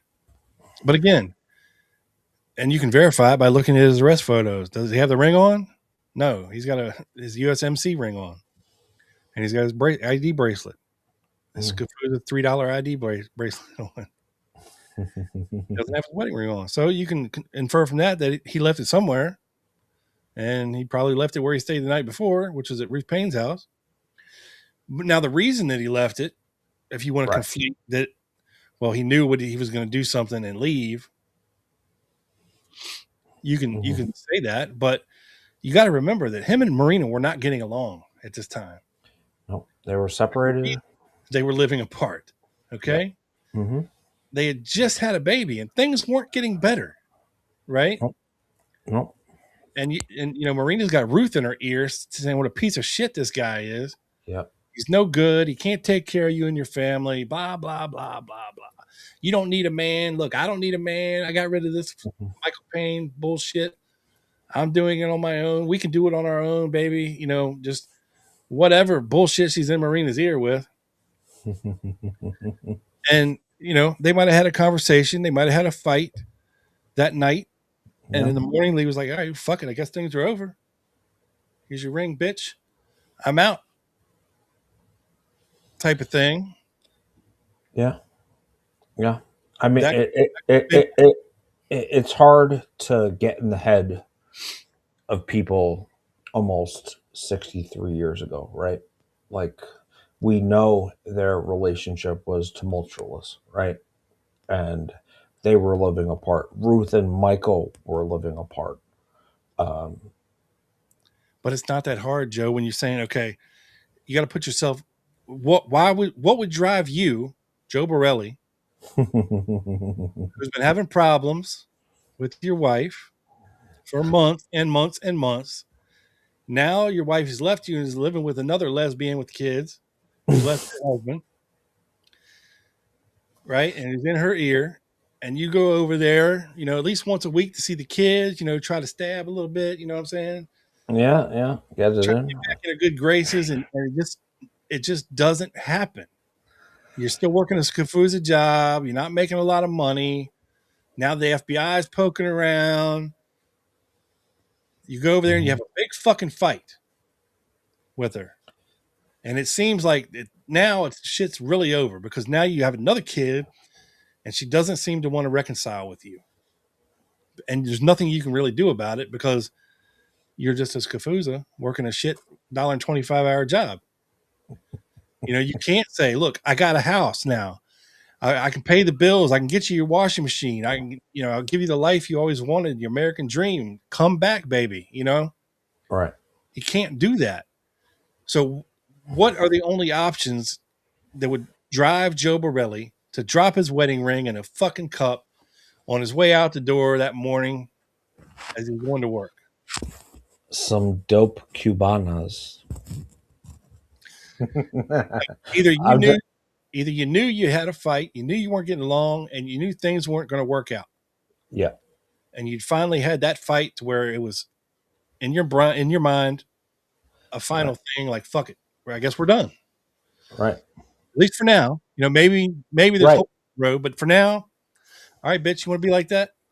Yeah. I mean, who knows how many times he might have left his wedding ring on the table after a fight, right? Or they reconciled, right?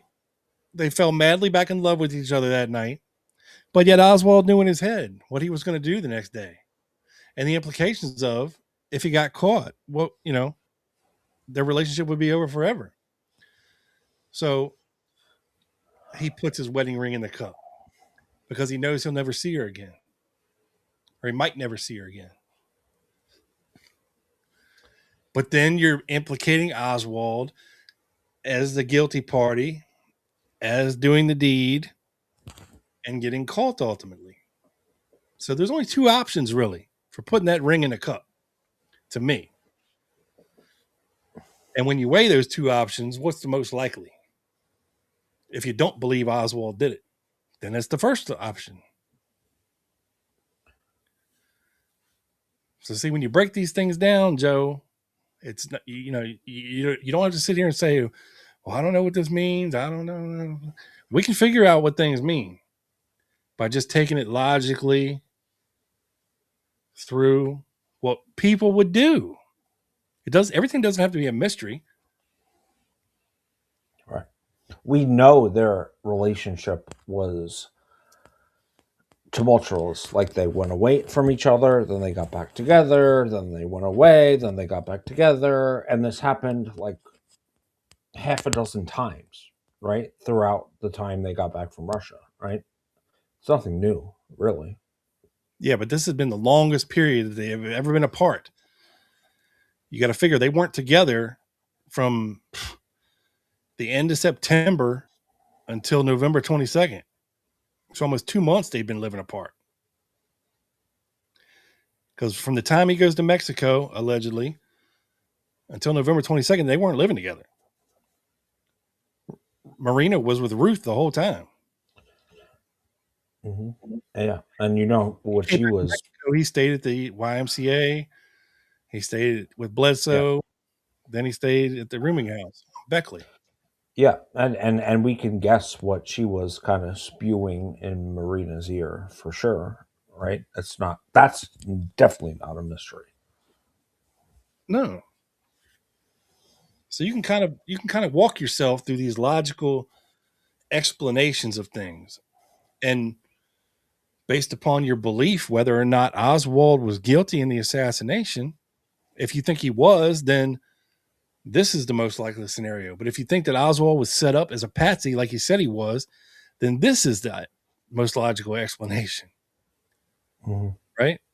And when you start getting into all these complicated scenarios where the conspiracy has to grow exponentially in order for everything to fall into place, the less likely it is to be true. And that's the arc I take when I look at things like this. There's just so much. There's too many moving parts. And there's not enough documentation. There's not enough proof for any of these stories. Really. Even the ones you want to believe so badly.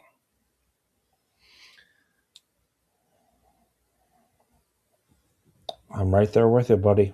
I'm happy we had this kind of, back and forth debate, as I hope our audience does. You kind of saw the documents, and we trust our very smart audience to kind of make up their own mind. You know what I mean? Exactly. That's why we do this. I mean, we did not plan this, but it.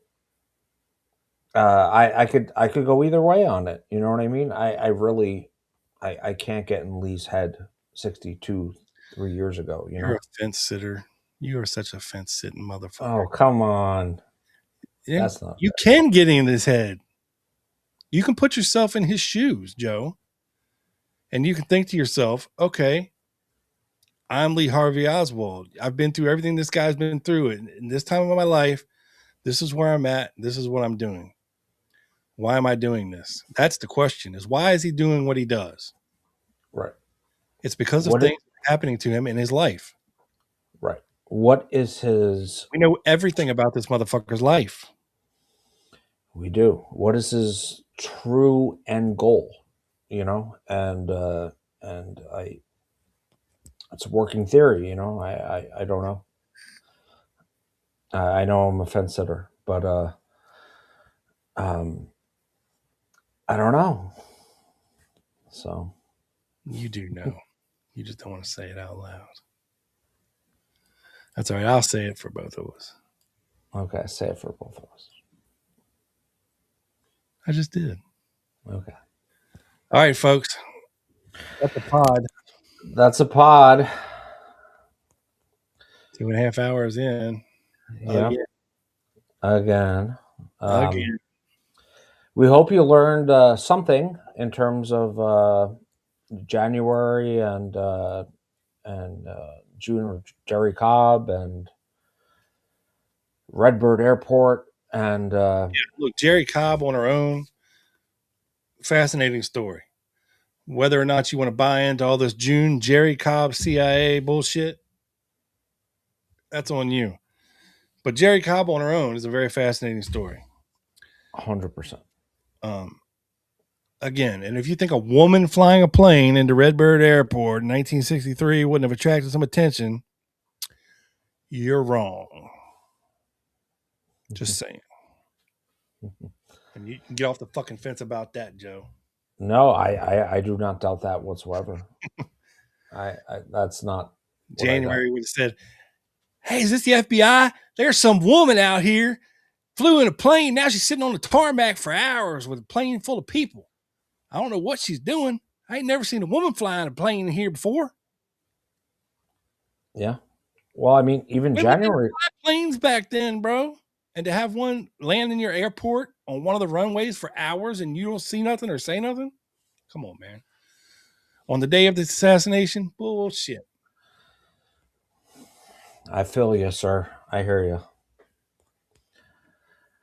And real quick before Well, we go, I just want to try something real quick that we may implement in our next week's live stream. ooh, So hold tight. ooh, Hold tight.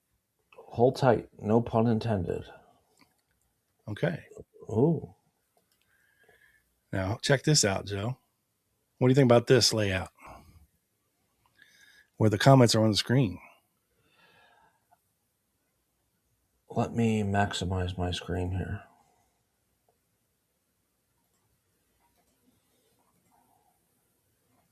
Shit, I can't do it. Oh, maximize. Here we go. Well, okay. I like it. I could see it a little better. Yeah. When I maximize it. Of course, I'm Joey Tabs, so but I like that. Let us know in the comments if you like it as well. Yeah. Now, this is Rob experimenting with things, and this is just the first of many experimental things that we can do. But I'm just wondering if this would be easier to keep track of things, because we can see them in real time without having to open up another thing on the other screen Yeah. to see comments. It might be, live podding is not the easiest thing. You have comments, you're highlighting, you're trying to pay attention to your partner and what they're saying.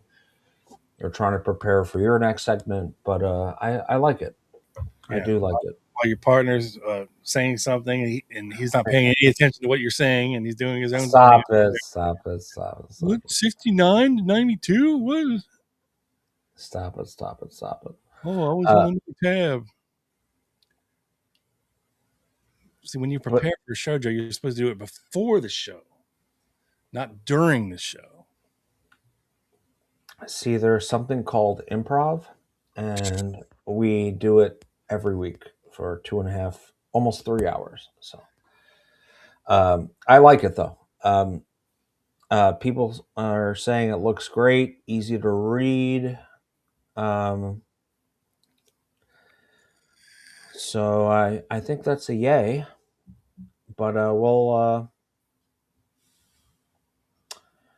we'll test it out and figure it Yeah, I out. didn't want to like jump right to it tonight because I didn't know exactly if it would work or not. I figured we'd try it at the very end of the show, and if it didn't work, it wouldn't be a huge deal. But Right. it seems to be working okay. Yeah, So I think so. we might stick with it. Let's do it. Sweet. All right, grab the damn dog. Dean, get your fat ass in here. He dare not talk for the record, but he said, "Come to Bourbon That's the Street. pod. And That's I'll the show you what I show. think of the case." Thank you guys for hanging out with us here tonight on Friday night. There she is. What's up, Ruby?